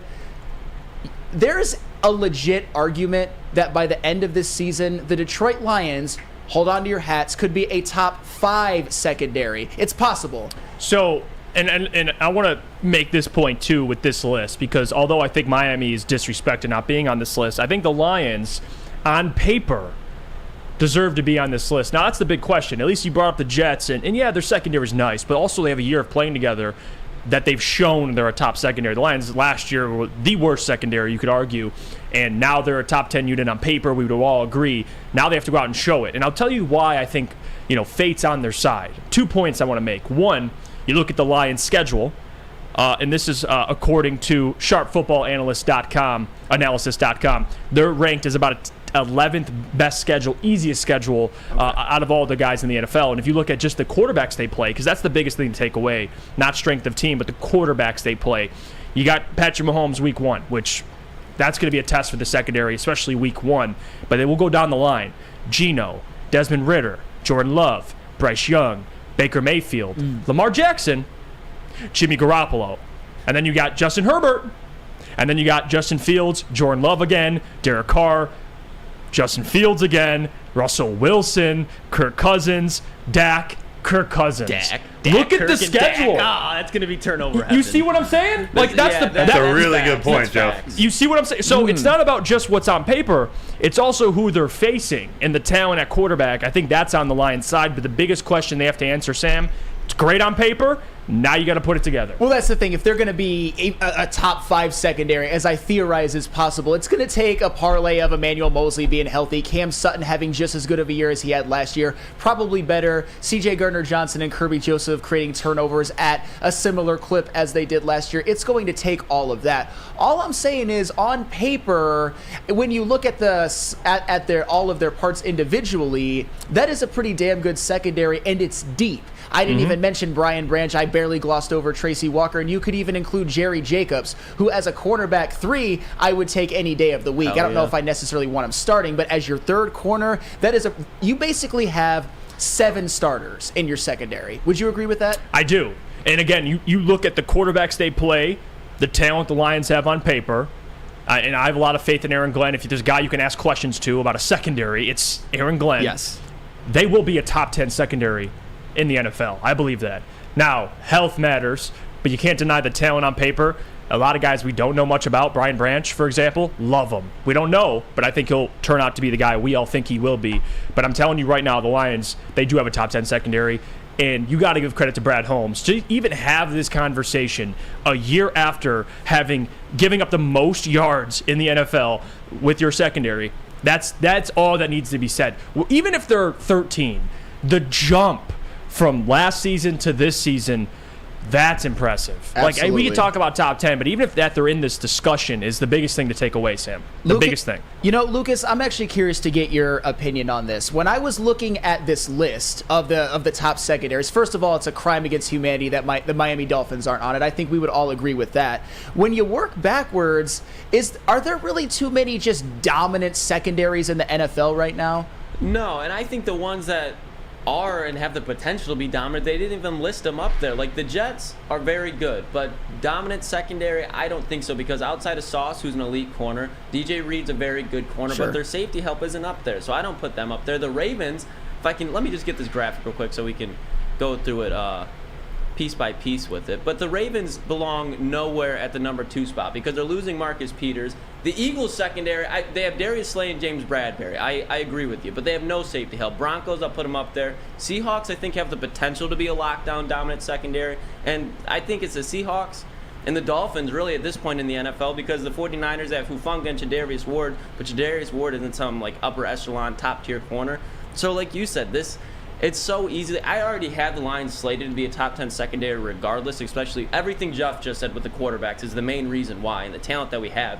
And if we talk about injuries through the NFL, the Lions have a solid to very good player in every role that you could need. If Cam Sutton goes down, Emmanuel Mosley, Jerry Jacobs. If C.J. Gardner-Johnson goes down, you got Brian Branch, Tracy Walker, Kirby Joseph, all to fill it in. This team is going to be perfectly fine, and that's exactly why I think the Lions are a legit contender for the next couple of years, because they were built organically, not just through free agency, where if you do it through free agency, you're good, but then when you hit an injury wall, you're fucked.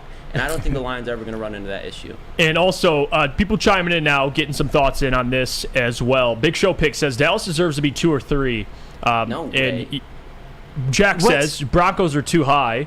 No. Ryan's reaction says Sauce does kind of get them up there by himself. DJ Reed is a really good corner, too. DJ Reed he is a really good corner, man. Cornerback in this league. He's probably the most underrated corner in the league this year. He allowed a lower passer rating than Sauce.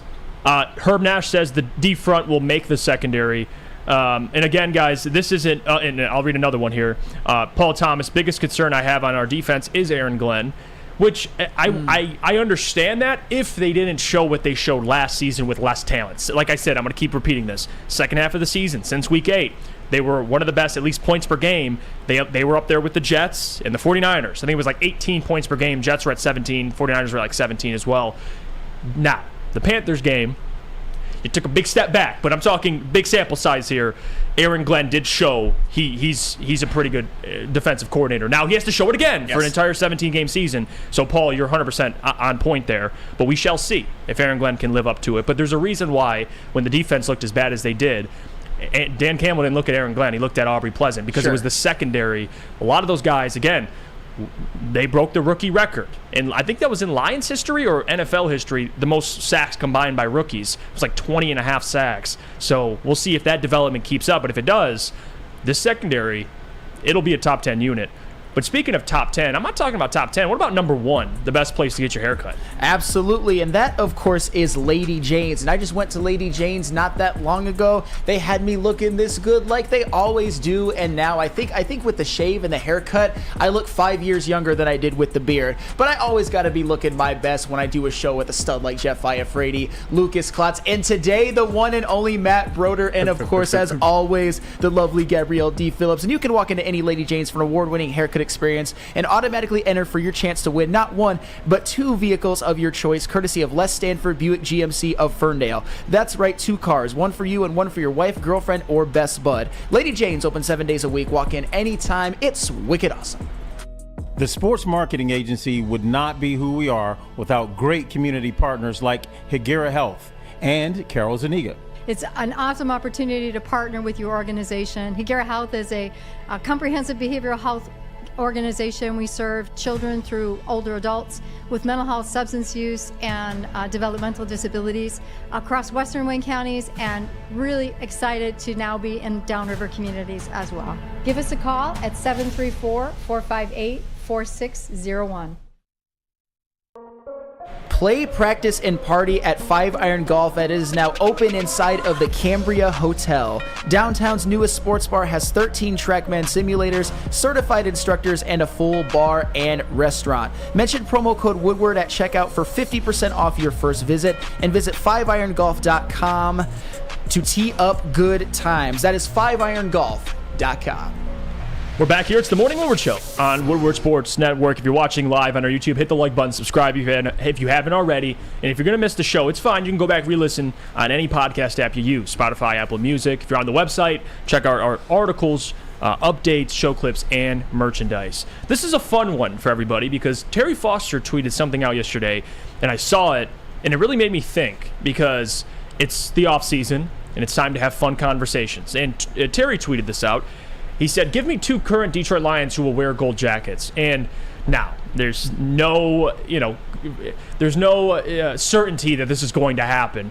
But the fun conversation, when you look at this roster, one of the youngest rosters in the NFL, a lot of young talent. And the question I have for everybody, if you had to pick 2 players from the Lions that you have the most confidence in, that can be at that level, can be in the Hall of Fame, or at least challenged to be in the Hall of Fame, which 2 players would you select, Sam Flannel? I am going to go with Aiden Hutchinson in 1. TK85. Absolutely not. Aiden Hutchinson is my 1, and Amon-Ra St. Brown is my other. Let me start with Amon-Ra St. Brown because I think his path is actually easier at the moment than Aiden Hutchinson's because he has 2 good years as opposed to 1. Would it shock any of you if Amon-Ra St. Brown had over 1,000 catches when it's all said and done? He has 196 in his first 2 seasons, right, Lucas? I see you shaking your head. Absolutely not. And last season, he was the number 1 rated wide receiver according to PFF when it comes to against man coverage, and the number 2 rated wide receiver overall behind some guy named Tyreek Hill who had over 1,700 yards and is the fastest man I've ever seen on a football field. So Amon-Ra St. Brown, I think he's going to continue to rack up the 100 catch seasons for like 1,300 yards, make multiple Pro Bowls, I think make multiple second team All-Pros at worst, maybe even sprinkle in a first team All-Pro here and there. And I think he will be one of the biggest driving forces in the offense, continuing to be good even when Ben Johnson is gone. And it wouldn't shock me at all if at the end of his career he had at least 1,000 catches for something like I don't know, 13,000 yards, something along that line, because, and I'm pulling it up right now on NFL Reference, only 14 players in the history of the NFL all have 1,000 catches, and they are all either in the Hall of Fame or are going to be in the Hall of Fame. So that's one. I think Amon-Ra St. Brown. And two, I'm going to go with Aiden Hutchinson, to the shock of absolutely no one. Because Aiden Hutchinson was a number 2 overall pick. We knew that he was an elite prospect, and all he did last year, except for some rookie growing pains in the beginning, is validate all of that hype, and I think he was even better than the hype, at least last year. And I've got a little bit of a take that is a little bit lukewarm, but I don't think a lot of you will disagree. Last season was the only... Thank you, Matt Broder. Last season in which he had 9.5 sacks, is his rookie year, is the only season out of his first 10 in which he will have single-digit sacks. I think he just racks up double-digit sack seasons. I think he makes multiple Pro Bowls, at least 5 or 6. I think that he makes multiple second-team All-Pros and maybe a couple first-team All-Pros, and it would not shock me at all if Aiden Hutchinson wins a Defensive Player of the Year when it's all said and done. And Aiden Hutchinson is going to be looked at as the number one factor, the driving force of when this defense got turned around. And a benchmark for him is if he gets to 125 career sacks, which isn't outside the realm of possibility, with all the All-Pros and a Defensive Player of the Year, he is 100% going to get into the Hall of Fame. So for those reasons, Amon-Ra St. Brown, Aiden Hutchinson. What about you, Broder? 2 Lions. Who do you think? Most likely to make the Hall of Fame or challenge for it? So I'm going to go with 2 guys that go head-to-head in practice together. Aiden Hutchinson and Penei Sewell. Ooh. I think Penei is the lock. And I love Aiden Hutchinson. I love how his game is going to fit with the NFL moving forward. He's not just a one-trick pony. He's going to be able to do a lot of different things. I think it's Penei and Aiden Hutchinson. Gabby, anybody you'd pick, or at least you have confidence in, that could, have a legacy like that, challenge for the Hall of Fame? Not to run with what everyone's been saying, but I think Aiden Hutchinson, there's a very high chance that he has the ability to go that far. What about you, Lucas? Look, I'm going to take an early investment here. He's a rookie. But I truly, truly believe with all the ability that he has and where the NFL is going, Sam Laporta is going to be an NFL Hall of Famer when it's all said. I swear. You look at a quarterback. So we have Jared Goff right now. He's going to love him. Sam Laporta. I'm heavily invested into this. I just want to make sure I'm hearing you correct. You said Sam Laporta. Sam Laporta. Do you think George Kittle, when it's all said and done, will go down as a Hall of Famer? Of course. But hold on. Hear me out. Yeah. You guys do. Shake head, yes, no. Do we have an agreement there? Well, I think so. Jeff Iafrate, what do you think? Is George Kittle a Hall of Famer? Yes. He will be a Hall of Famer. I don't know where you're going with this, but continue. Sam Laporta, rookie tight end, he's not going to put it up right away. Just like George Kittle in his rookie season, he was streaky. He was good, but he was streaky. He did with a lot less he did with the worst quarterback in Nick Mullins. I understand he has Kyle Shanahan. But a quarterback's best friend is his tight end. And after Jared Goff leaves, we're going to have Hendon Hooker and Sam Laporta. And I'm telling you, that duo is going to be one of the best in the league. I don't think it's going to be anywhere close to Travis Kelce and Patrick Mahomes, but it's going to be damn near close to Jimmy Garoppolo and George Kittle. And after the run, Sam Laporta can do pretty much everything George Kittle does after the run. And where the NFL is going to be more pass happy. Sam Laporta, I know it sounds crazy, but I think he has all the skill sets to be an NFL Hall of Famer, and with this offense, I don't see why it would be stopping him. So, yeah. What do you got to say to that? You say it sounds crazy. No, I just think you are crazy. Nope. I think that. Now, is that all you have, by the way? Oh, and then we got Hutch on the back. Out of all the players. Aiden Hutchinson, I think it's a slam dunk guarantee. Gosh, okay. You could say Kirby Joseph too, but I'll stay safer there. I know Sam Laporta's a reach, but I think he is. Oh, gosh. I lost my train of thought hearing Sam Laporta. I did not expect that. Sam Laporta. I did not expect that. Book it. While we're at it, I'm going with Jeff Okudah. No, I'm just kidding. Do you think Sam Laporta will be a Pro Bowler at any point in his career? Yeah, I mean, he'll be. I can see him making the Pro Bowl. Correct? Yeah. So if he's a multi-time Pro Bowler, but with great stats, and this Lions team is going to get better and be in big games, yes. Listen, they're going to. Lucas, I love you, and I like Sam Laporta a lot. But we're talking Iowa. Pro Bowl. I think Sam could have 2-3 Pro Bowls in his career. But if he has a Pro Bowl, if he's like George Kittle, I'll be very happy. I agree. But is T.J. Hawkinson going to be a Hall of Famer? No, because he's not as gifted as an athlete as Sam Laporta either. And here's the thing. They don't base it off athleticism. At the point where T.J. Hawkinson is, it's not going to be as tight end friendly to a receiver as it is going to be Sam Laporta when he's at his point where T.J. Hawkinson is. And if you go back, once a Pro Bowler for a tight end is usually a Pro Bowler, it's kind of one of those things where it's like, even if he's not, yeah, he's still the Pro Bowl tight end this year because it's not like there's a pool of tight ends. He's going to have multiple Pro Bowls. He's going to make big plays in big-time games. And I do think this Lions dynasty will be a Lions dynasty, will at least get close to winning a Super Bowl. So if you have all of these adding up, that's a Hall of Fame resume, in my opinion, if it all pans out, which I think it will. Yeah, listen. You can believe what everyone believes, Lucas. This is America. It's free speech. You want to say Sam Laporta? Fine. Say Sam Laporta. I'll say who I think. And honestly, I have 3 players, and it was hard to come up with 2. I have 3. Ooh. 3 guys that I don't think will all make the Hall of Fame, but 3 guys that you're going to keep an eye on. 1, Frank Ragnow. In his career as a center, now 2 Pro Bowls, 1 All-Pro. If he could stay healthy, I think Frank Ragnow deserves respect. I think eventually, if he can have a 13, 14-year career, whatever it is, he plays for a long time, and he has a couple Pro Bowls, All-Pros, and you look at him as a center, because right now I think for his career, I mean, he's been in the league for, you'd say now, a handful of seasons. It's 2018, so 4 seasons already. He's been already one of the best centers every single year. So I think Frank deserves respect. The other 2, Penei Sewell, obviously. And I think that's more of a projection because first season switched from left to right tackle, but second season solid. I think he's going to keep that up. And over time, he'll stack a Pro Bowls. He'll stack All-Pros. And I think eventually Penei Sewell could challenge for the Hall of Fame. The other one is Amon-Ra St. Brown. I mean, for his first 2 seasons, he's tied in NFL history for the most receptions. To make the Hall of Fame, you have to have a little bit of history on your side, right? When you break records like that, tied for the most in 2 years, receptions, that matters. And I think if Amon-Ra St. Brown, in his first season, already almost 1,000 yards, second season, well over 1,000, I don't think he'll go below 1,000 for quite some time. So right. I think Amon-Ra will stack seasons on seasons and challenge for the Hall of Fame. So those are my 3. Sam Laporta is interesting. It's an interesting one. I mean, it's a good one. It's not that I don't like Sam Laporta. It's just I'm shocked you went to Sam out of all the options available. Well, because I figured everybody's going to say Amon-Ra St. Brown, which I think he can be. Everybody's going to say Penei, which I think he will be, and Aiden, who I think he will be.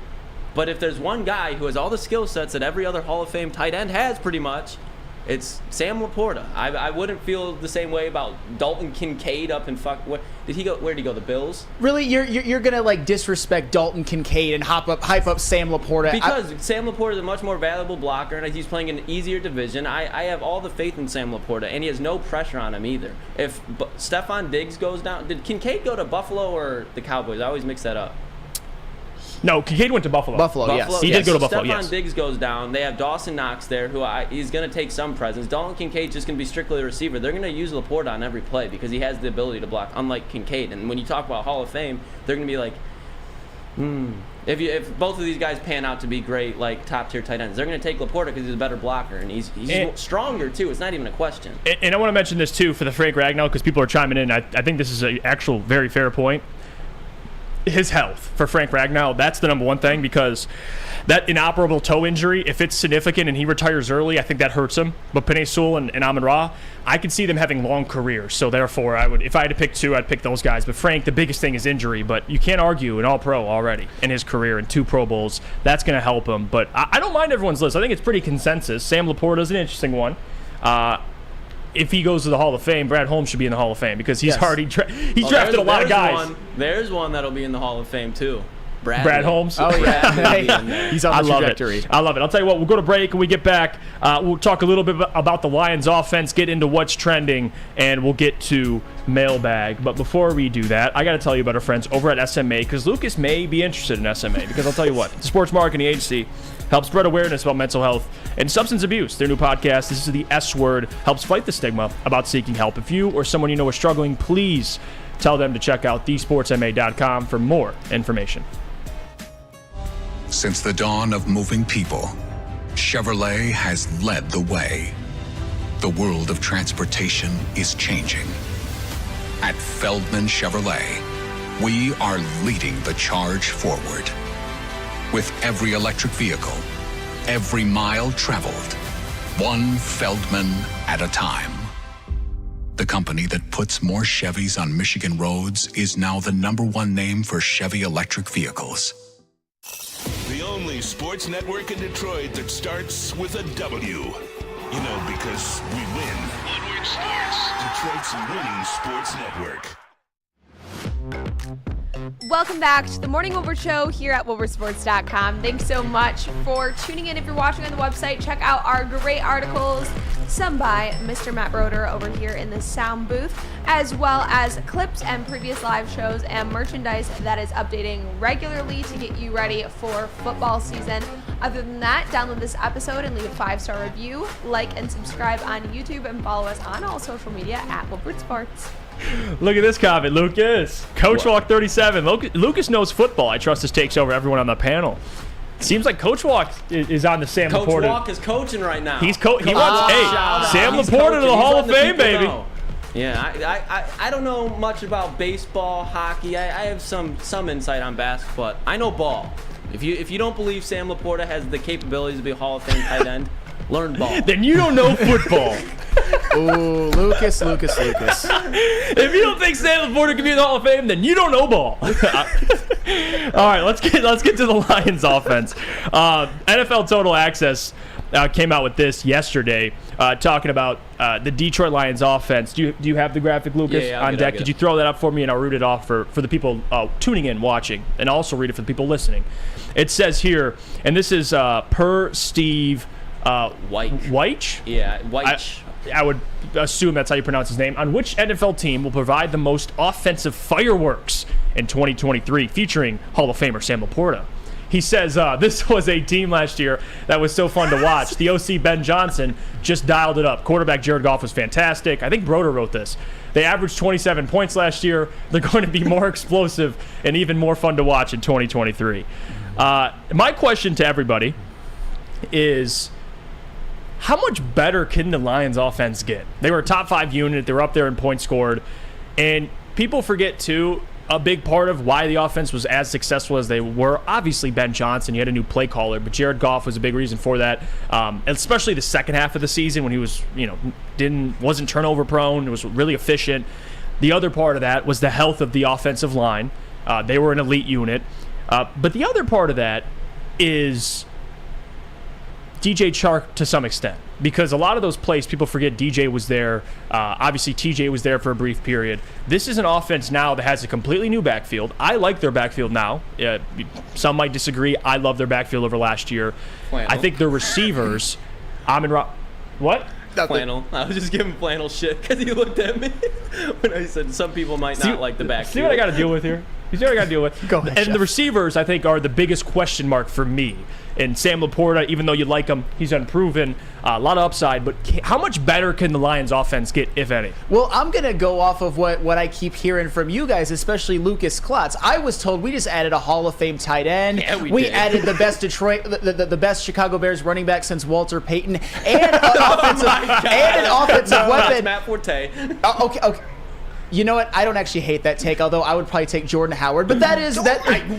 Keep going. Just keep going. Jordan Howard. You look at those numbers; they're pretty simple. Okay, that is beside the point. And Jahmyr Gibbs, who as a weapon is a better offensive weapon than Bijan Robinson, which I think is absurd, by the way. Although I think Jahmyr Gibbs will be very, very good. I was told all of those great pieces were added, and for the record, I think that those are all upgrades at their respective positions. That is actually true. I'm not just trolling right there. And think about this. You're also getting back Jamison Williams for hopefully 11 healthy games where they're not babysitting him, where he's not coming off of an injury, where he can just let it fly. And I hope this is the season where he really breaks out and becomes that star that some people already think he is and that I know that he can be. And this is the most underrated factor. I know, Broder, you would love this. Jared Goff and Ben Johnson just have that connection. Ever since Ben Johnson was elevated to passing game coordinator, Jared Goff has been one of the best quarterbacks in the NFC, no doubt about it, and was the second best quarterback in the NFC last year. And it was a gift from the heavens that Ben Johnson came back to be the OC for another season. So on paper, this Detroit Lions offense is better than it was last year. Things happen. Things get a little bit weird. They might have more leads in games and try to bleed the clock a little bit more. There's a ton of variables, but at the same time, on paper, I think we can all agree this is a better offense. All of the players I mentioned are upgrades over their previous position holders. Now, and before I go to Broder and Lucas on this, I want to say this. Although they are better in some areas on paper, the biggest thing is getting Jameson back, because once he gets back, it's essentially like just a free draft pick dropped right in your lineup, who I agree was one of the most explosive receivers currently in the NFL. So I think that's going to help a lot. The other part of this is their second year in the offense, and everything's now is understood. It's not like, there's hesitancy, there's questions, what does Ben Johnson want? You kind of know now, and Jared Goff and Ben now have a year longer together, so I think it'll be more efficient. But I want to read this comment, and I forgot who said it, because it is super fair, and I think there's a lot of truth to it. Ransom, great point. The offense runs through the play-action pass. All depends on how effective the run game is, plain and simple. I think there's truth to that. But if I have to play devil's advocate, Broder, I can also see where this offense regresses a little bit, because now every team has an entire year on Ben Johnson, the film, on what they like to do. Now, maybe Jameson coming back can throw people off, but is it fair to say there could be a little bit of regression? But regression meaning they're still a top 7 offense. Is that fair? It's fair, but before I go, I must ask you a question. What? See what I did there? What's the top unit? What's the Lions' offensive, the top unit on offense? I would say their offensive line. They got better too. The addition, the let them cook coming back. Halapulavati Vaitai is a huge addition to this offensive line, both in the run game and the pass game. And it's part of the reason why I like Penei Sewell to be that gold jacket guy for the Lions. The type of chemistry that they have on the right side of the line, I think it creates even more potential for Penei. So factoring that in, when you consider a run game last year, although it performed well statistically, if you look at it by the end of the season, it wasn't a very diverse offense. When Gibbs was in, he made some big plays. Jamal Williams, he was really a one-trick pony. Now we got David Montgomery, Jahmyr Gibbs, like you guys were talking, Sam Laporta. I think Vaitai, in the mix of all that, is a huge addition. So I think that's one of those, unsung heroes where they could actually move up a step or two. By the way, brother, you didn't even just say Vaitai. You said the man's entire full name. I've been practicing. Halapulavati Vaitai. Oh my God! Hey, around. Matt Broder. In the Woodward, I'm so proud of you, Matt. In the Woodward Sports merch. I think I nominate Broder as the Ted Lasso of Woodward Sports. Absolutely. Yeah, for sure. I got with the mustache the other day. I got that reference. You have the great attitude of him, and then you added the mustache, and it's just a great fit. He said, "I mustache you a question." What a guy! I love Broder, man. I love him. Lucas, any regression, progression? What do you think about this Lions offense? I could see, honestly, a little regression, and it's all for the point, and I don't think it'd be drastic. I think it'd be from top 5 to top 7. I just think when you look around the league, you got the 49ers, Bengals, Eagles, I'm going to put Miami's, and then just off statistics, I'm not taking them off talent, but the Cowboys offense is probably going to be pretty nice statistically. And I think the whole key in it all is the Lions offense, especially in the first half of the season, was playing from behind. And they were trying to catch up with points and doing anything that they could. The Lions are now going to they just brought in David Montgomery and they brought in Jahmyr Gibbs. Like we said, it all runs off the play-action game. The games are going to be shorter. The Lions, I think, are going to score less points, but win by a bigger point differential. So as much as we're going to be they might not be the statistic offense they were last year, they're going to be a more efficient offense because they have more talent. And I'm not worried about it at all because this is still a lock for a top 10 offense. And if you have, like we were just talking about, we'll probably have a top 10 secondary, probably have a top 15 defense. This team will be just fine if we have a top 7 offense. I think they could progress, but is it as likely as a slight regression? I don't think so. And there's also a lot of truth to how well the run game performs is going to translate to how well the offense performs. And I do believe that last year the duds they put out there, New England, Dallas, I think they'll be, and every team's going to have a dud. You're going to have to win tough games, low-scoring games. I don't think you'll have those type of games this season. At least I don't think. Maybe you'll have one maybe 2. But now with if your offensive line can stay healthy, Jared now another year in the system, I think there's now more of an understanding of what Ben and Dan are asking of them. I don't think they'll have duds like they had last season, but we shall see. Health is a big question because if you're missing Amon-Ra St. Brown like you were against, what was that, New England, I believe it was, or Dallas, Cowboys, can't remember. He got hurt right away in the Cowboys game, and then he was out against New England. So regardless, besides injuries, I don't think there'll be as many games where you're sitting there scratching your head going, what happened to this offense? Well, yeah, unless Jared Goff just completely melts down. Well, Who knows? for the record, you're allowed to have a clunker or two throughout the season. Even some of the best offenses in NFL history. It was like the Kansas City Chiefs last year against the Colts. The Colts, they didn't play well. I mean, although they didn't score 0 and 6 in games, but still, you can have a bad game or two and still have a top offense. I'll tell you what, you guys better hope for your sakes that the Lions' running game doesn't regress in any way, shape, or form and doesn't hold them back because David Montgomery's there. The savior is there. David Montgomery, who is this Atlantic Ocean's better of a running back than Jamal Williams is here. That's what I keep getting told. Because, you know what, Lucas? Do you want me to get you guys really mad right now? Yeah, let's hear it. Right before what's trending. Okay, go on. No one, don't, by the way, we have a minute. So whatever he says, we'll react. We'll go to break, okay? Go on. Okay, so don't... He can't even do it. Yes, I can. Yes, I can. I'm trying to figure out a way how to phrase it correctly. Oh no! Wait a minute. Let him cook. I don't want to hear about how great David Montgomery was as an upgrade if he rushes for less yards and scores less rushing touchdowns, both of them, than Jamal Williams did last year. If David Montgomery has like 920 rushing yards and a 4.1 yards per carry, I'm still gonna be hearing. But did you see how much better he was? Did you see how much less help? Like, stop it. Sam, you do realize that the backup running back, we're assuming, will be more healthy than Swift, so by default he'll take away production. Do you understand that? I understand perfectly. I got 2 eyes. I understand everything. So if you understand that Jameer being more healthy will take away production from David Montgomery, how can you say that without Jamal's production he's ass? But I'm not. What? Here's the thing, though. I keep hearing people still justify how, like, do you think the Lions are going to have a 1,000-yard rusher? Well, he better be. It's not about 1,000 yards. You think they'll have as many opportunities at the 1-yard line that they did with Jamal with David Montgomery? You don't know. Well, David Montgomery will not get as many rushing touchdowns because Jamal Williams was the goal line touchdown merchant. I called him that last year. But at the same time, they better have a 1,000-yard rusher because I'm still going to be hearing about how much better David Montgomery is, even if he rushes for 930 yards and on 4.1 yards per carry. I'll tell you, the stats might say a little different, Lucas, but I could safely bet the eyeball test. We'll see what that tells us because I like David Montgomery more, but we shall see. He's better than Jamal Williams, but not by that much. All right. Well, we'll go to break here. We'll get to what's trending. Moving on. We got to move on here.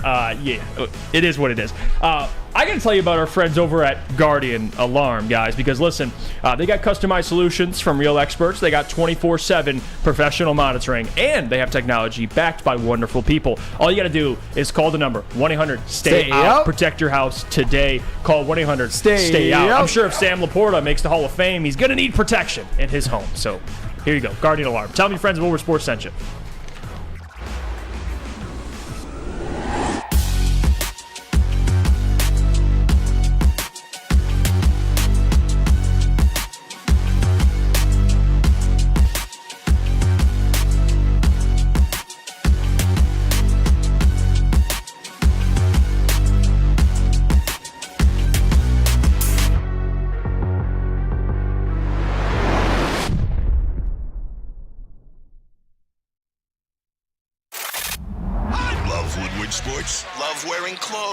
Then you should be wearing Woodward Sports clothes. Check out our full line of merch at woodwardsports.com. Just click on shop. We have all your favorite designs, like Dan Campbell kneecaps, Woodward golf, and of course, our own logoed out merchandise. Men, women, infants, kids all love Woodward Sports. Impress your friends. Impress your boss. Impress your dog. Buy Woodward Sports merch today.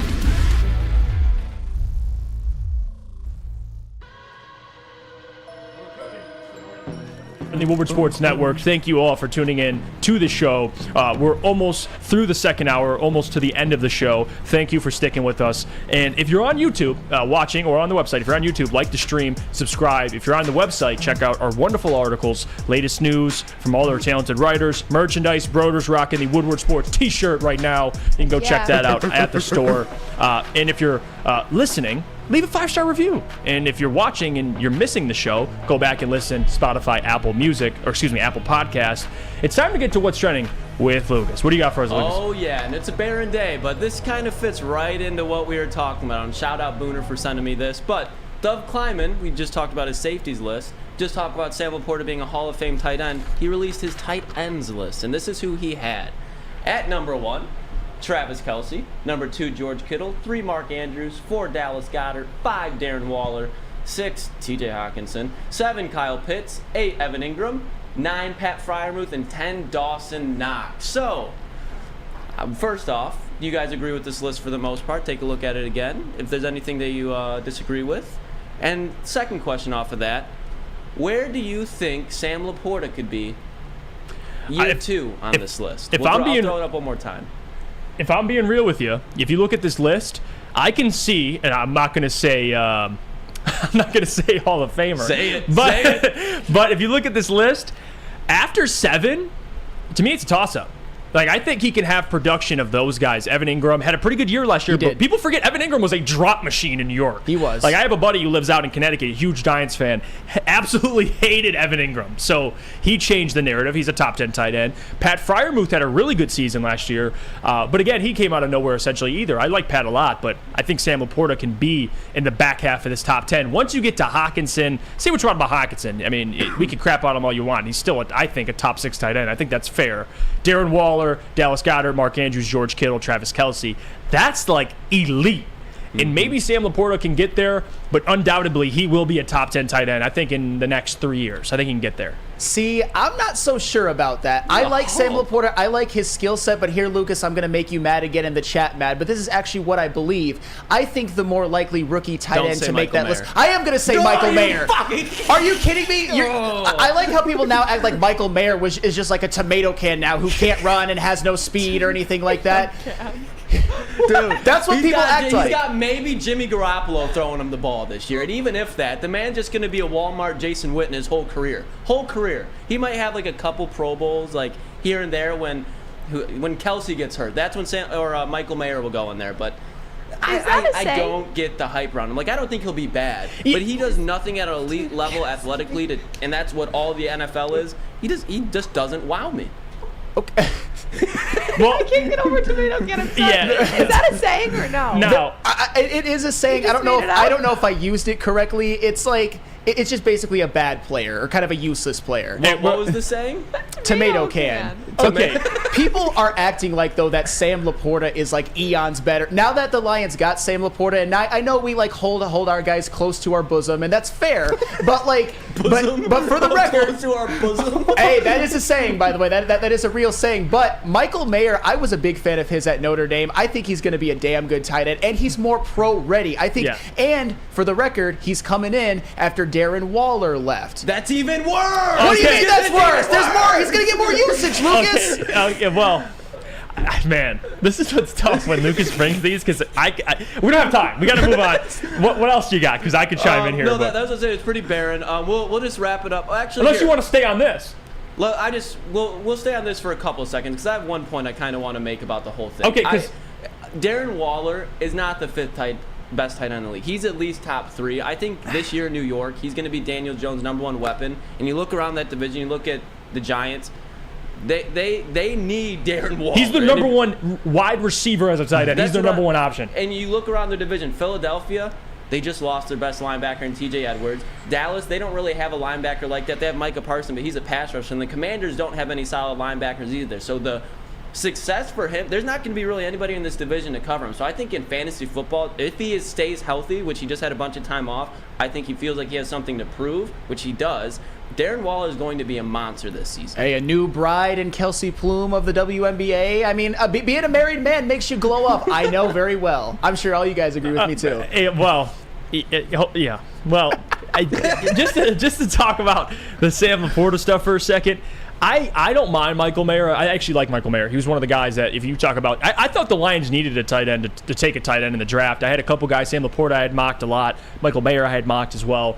I thought he'd be a first-round tight end, but he snuck in the second round.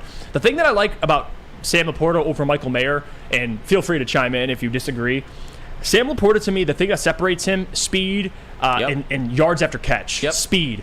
I feel like Michael Mayer will be a great possession guy, somebody that, will have a lot of catches. I think will be productive. But what separates, I think, him and Sam is Sam has, like, home run ability as a tight end. He's super quick, elusive. I think he led all tight ends in college football, if I'm not mistaken, in broken tackles. So I think with those attributes, he'll be fine. But also, Lions offense isn't heavily dependent on tight ends. So I think there's an argument for both sides. I like Sam Laporta, but I'm not going to sit and crap on Michael Mayer. I think he'll be fine. I just think Laporta has higher upside. I do. Well, Laporta is obviously better running after catch. That I am not going to dispute that. I would never even try to dispute that. I worry about Laporta early on in his career not getting the usage. That is more what I'm speaking of. Michael Mayer is going to go right into the Las Vegas Raiders and be their number one tight end option. And I think wait a minute. I think his rookie season, Michael Mayer could put up something like 55 catches for 700 yards. I don't see that from Sam Laporta, and I think Michael Mayer will continue to build and be consistently around that range with a couple thousand-yard seasons sprinkled in here and there. Do you think Sam Laporta will walk in as the best tight end? Of course he will. So, and you look at that tight end room combined, most touchdowns, I believe, in Lions history combined. Is that correct, Broder? That tight 12. End room had the most touchdowns in Lions history combined. I believe so, yeah. So think about it. They don't use it or they spread it around, but I think Sam Laporta, with his skill set, it'll be his room eventually. But we'll see. We'll revisit this take. I mean, why not? Is that all you got? One more? You got time for one more? One more quick little thing. What else you got? Specifically for Jeff, like we did with the Killian. This is no real context. Just want you to watch and enjoy this, Jeff. Was dubbed King James before I even had a throne to sit on. Mama knew I was a star before I had a bit to spit on. Two young ones now, you know I can't let them down. Striving for greatness to all three of us wear a crown. 4 Balls Friday. That's your king. That's your king. Jordan would never. What do you got to say about that? Photo Friday. That's my GOAT. Listen, I'll say this. LeBron... He gives off dad energy. He's a little cringy. Actually, he is cringy. The Taco Tuesday. That's still my GOAT. That's my GOAT too, by the way. I don't know how I feel about this because now who likes LeBron more between you two? Oh, me. Dude, yeah, you can have that. Me. I'm not going to argue that. That's weird. But you know what's unfortunate is we can't talk about LeBron because if we do, we'll just sit here and gas him up. So it's mailbag time anyway. Yeah, it is mailbag time. So we'll get to mailbag. When we come back, you guys get your questions ready. Whether for me, Sam, Broder, who's filling in for JB today, Gabby, or Lucas, it doesn't matter. Feel free to drop them in the chat. But before we do that, Matt, could you tell us about our friends over at Big Boy? Oh, Big Boy! In honor of the Big D Energy first overall pick, strawberries in the inaugural fruit draft. Strawberry Fest is back at Big Boy. Try classic breakfast items like some strawberry hot cakes to accompany Lucas's hot takes or mouth-watering red velvet waffle. If you're not feeling breakfast, try the strawberry bacon chicken wrap or cool off with the refreshing summer salad. And don't forget to grab dessert, including their berry delicious classic strawberry pie, deep-fried vanilla Oreos for DMAC, or more strawberries, strawberry hot fudge cake, and more at Big Boy. How would you like to win not one, but 2 vehicles of your choice? One for you and one for your wife, your girlfriend, or your best bud. Get to Lady Jane's today for an award-winning haircut and automatically enter for your chance to win. Courtesy of Les Stanford Buick GMC of Ferndale. Lady Jane's, open 7 days a week, walk in anytime. It's wicked awesome. You have an opinion? Make sure it's seen and heard. Corner, jumper, tweet us, hop on the YouTube chat, slide in the DMS at Woodward Sports on all social media. Welcome back to the Morning Woodward Show. Thanks for sticking with us all morning. Gabrielle D. Phillips, Jeff Iafrate, Sam Flannel, Broder, Lucas, and Alex. We appreciate you all. And now it is time to get into mailbag. So drop your questions in the chat and then go follow us on all social media at Woodward Sports. Let's get to some of these questions now. Let's see. Mike G says, mailbag, who has more impact in year one, Asar or Laporta? The guy, is this the Laporta? Sam Laporta. No, the morning Asar. Laporta show. Let's talk about. Well, to be fair, rookies in the NBA typically make an impact quicker, and Sam Laporta is playing arguably the hardest position besides quarterback to actually comprehend and understand for a rookie. So I will say Asar, but I think who it's cares? They're both going to be fine. It just might be a little more of a learning curve for Laporta, I think. No, that was a good question. I think that their impacts on their respective teams will be relatively similar. I don't think either of them will put up eye-popping numbers right away, but you will see their impact. Sam Laporta being the best tight end on the team, and Asar Thompson being, without a doubt, one of their better wing defenders. So I think they'll both have a similar impact. What about this shot? Says Mailbag, how come there wasn't any Pistons talk today? Is it because fraudulent Sam couldn't look up stats for everything Asar did yesterday? We did talk about the Pistons early on. Go back to segment 1. And I did. You didn't use stats either. I mean, I actually did use some stats. But Well, you weren't heavily on stats. We were talking about what he was defensively. We did talk about Asar Thompson early in the show. But it's funny. We talk one basketball segment. It's too much basketball. We don't talk basketball. It's not enough basketball. I don't know what to do anymore. You just can't keep the people happy. Yeah, you know what? It is what it is. Let's get to some more of these questions. Let's see. Steve says, Mailbag, can you play the Sasser Asar oop from last night? It was so good. Yes, we don't have the clip currently, but that alley-oop was beautiful. It was all over Twitter last night. Man, looked like he's going to be in the dunk contest in the near future. That's for sure. Garrett says, Mailsack, based on early returns in Summer League, what are expectations for Asar? How soon does he make the all-defensive team? I mean, not his rookie year, but I think eventually he is an all-NBA, all-defensive player because of his well, number one, his size, how he processes the game, his game IQ, even from overtime elite. His feel for the game is really good, and his athleticism, which can bail him out in certain situations. I think Asar, he can be an all-defensive guy, but also he should because he has the skill set. And I think his role will be taking on the opponent, their best ball handler. That's going to be his job in the NBA eventually. Imagine sometime in the near future if Asar Thompson is an all-defensive player and he shoots 37% or better from three. Then we would have ourselves a real ball player. I would say a borderline all-star if he ever does that. I don't think that's outside the realm of possibility for Asar Thompson. Let's see here. Some questions. Nick says, Mailbag, I know Sam is married, but would it surprise you that he's a virgin? Can you confirm that is not the truth? Or is it the truth? I am far from a virgin, my friend. That's an experienced man right there. Very experienced. He knows about that. Jack says, Mailbag Jeff, did you know Lucas has a big football brain? I was not aware, Jack, until today. Man knows ball. Making comment like that, he knows ball. Jack Harrington does not know ball. No. Lucas does. Jack Harrington does not. Jay Hart. He'll give me that flannel. Jay Hart chiming in. He says, new in-season tournament. What are y'all thoughts? I hate it. I hate it so much. But I also hate change, especially change, because I get the regular season for the NBA is boring and they have to add something. But I just think it's a distraction from what really matters. The NBA title, the NBA championship matters, not some BS in-season tournament that players now have to have an incentive to win $500,000 each, which now is like 1% of their contract for most. So I don't like it. I think it's stupid. I understand why it's a thing, but for me as an NBA fan, I'm not a huge fan of it. No. I think it's stupid, to be honest with you. I would agree with you. I hate when, and this isn't just sports, this is life, when there's forced change. Like, I don't think there needed to be change, but it's forced. And now at this point, nothing you can do about it. Yeah, I was about to say, I happen to think that the regular season NBA basketball is always exciting, at least more exciting than the alternative, some stupid in-season tournament. Who's really going to care if they win it? Obviously, they're going to get a big paycheck, but at the same time, are people really going to be hanging championship banners for the in-season tournament? Is there going to be like a parade in their respective cities? Absolutely not. It means nothing. Are there any like ramifications like for playoffs or like draft if like for the winner of this? Are there any ramifications really? I don't know about that, but I think up to the championship game, those count as regular season wins and losses, I believe. So that makes it a little bit better. I think it should count for something if you're going to do it. What about this question? Sports on Air says, Mailbag, who wins in a debate, Flannel or his wife? The only question I have, Sam, do you bring out stats at times? Like, if you're going at it with the lady, do you gotta be like, hey, I mean, work with the wife. 35% of the time, I'm, like you start bringing up stats. Is that true? I am going to use a quote that I heard a long while back, and I think it's very, very wise. Men who understand women don't argue with them. That's how you stay married.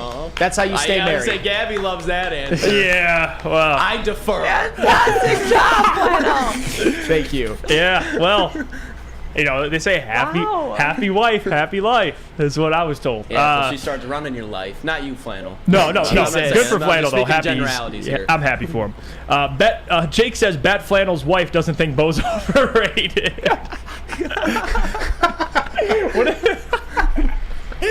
I would love if your wife was a huge sports fan and you had to come home and be like, hey, babe, did you see Bo? Look at these Bo Jackson highlights, and you're like, overrated. And you start having a debate with her about Bo Jackson. Oh man, it's probably a good thing for my overall marriage that she's not a sports fan. Super Juggernaut says, happy wife for too long, you'll need a knife. Oh my gosh. Jesus. Bars. No, Lucas. Is that an OJ? Is that an OJ joke? What is that? That's terrible. OJ Simpson reference. I don't know what that was. Super Juggernaut. You'll hate your life, though. You might use it on yourself after a while if you don't. Yeah. Jesus Christ. Yikes. Gabby, your reaction to that? I have no comment. Disappointing. Big Show picks Sam's wife's favorite player is now Ben Wallace. Is there truth to that? Sam, what are you doing wedding day? She comes down the aisle in a Ben Wallace jersey. No, I have to tell her to get you a Ben Wallace jersey for your birthday. How thrown off would you be? How thrown off? You know what's funny? I would not be thrown off because I expect that I'm going to get my comeuppance at some point, even though I don't think I deserve comeuppance. I know all of you would love to see it. You know what? It's very fair, Sam. It's very fair. I'll tell you what. We got a minute left. Let's get one more question in here before we close out the show. And again, guys, appreciate you. Keep the chats coming. Keep the questions coming, whether it's about Sam or apparently now his marriage. I don't know what we're getting to now. Let's see. Lucian says, mailbag. I bet Flannel $100 Justin Herbert will have a better statistical year than Aaron Rodgers. I'm not going to take that bet because I agree, because I also love Justin Herbert. He gets way too over-slandered. In his first 3 seasons, most career touchdown passes in a respective player's first 3 seasons, other than Dan Marino's. Justin Herbert has 94. Dan Marino had 98. I love Justin Herbert. I am not taking that bet. And that's all we have for today. It is now 10 o'clock. So I appreciate all you guys for sticking with us, choosing us this morning. Before you leave, like the stream, subscribe to the YouTube channel if you could, or if you're on the website, check out our wonderful articles, updates, show clips, and merchandise. From Jeff Iafrate, Sam Flannel, Matt Broder, filling in for JB. Will you be here tomorrow, Matt Broder, or is JB back? You guys are at Dispo. We are not at Dispo. We are at Dispo. Where are you tomorrow? We're here.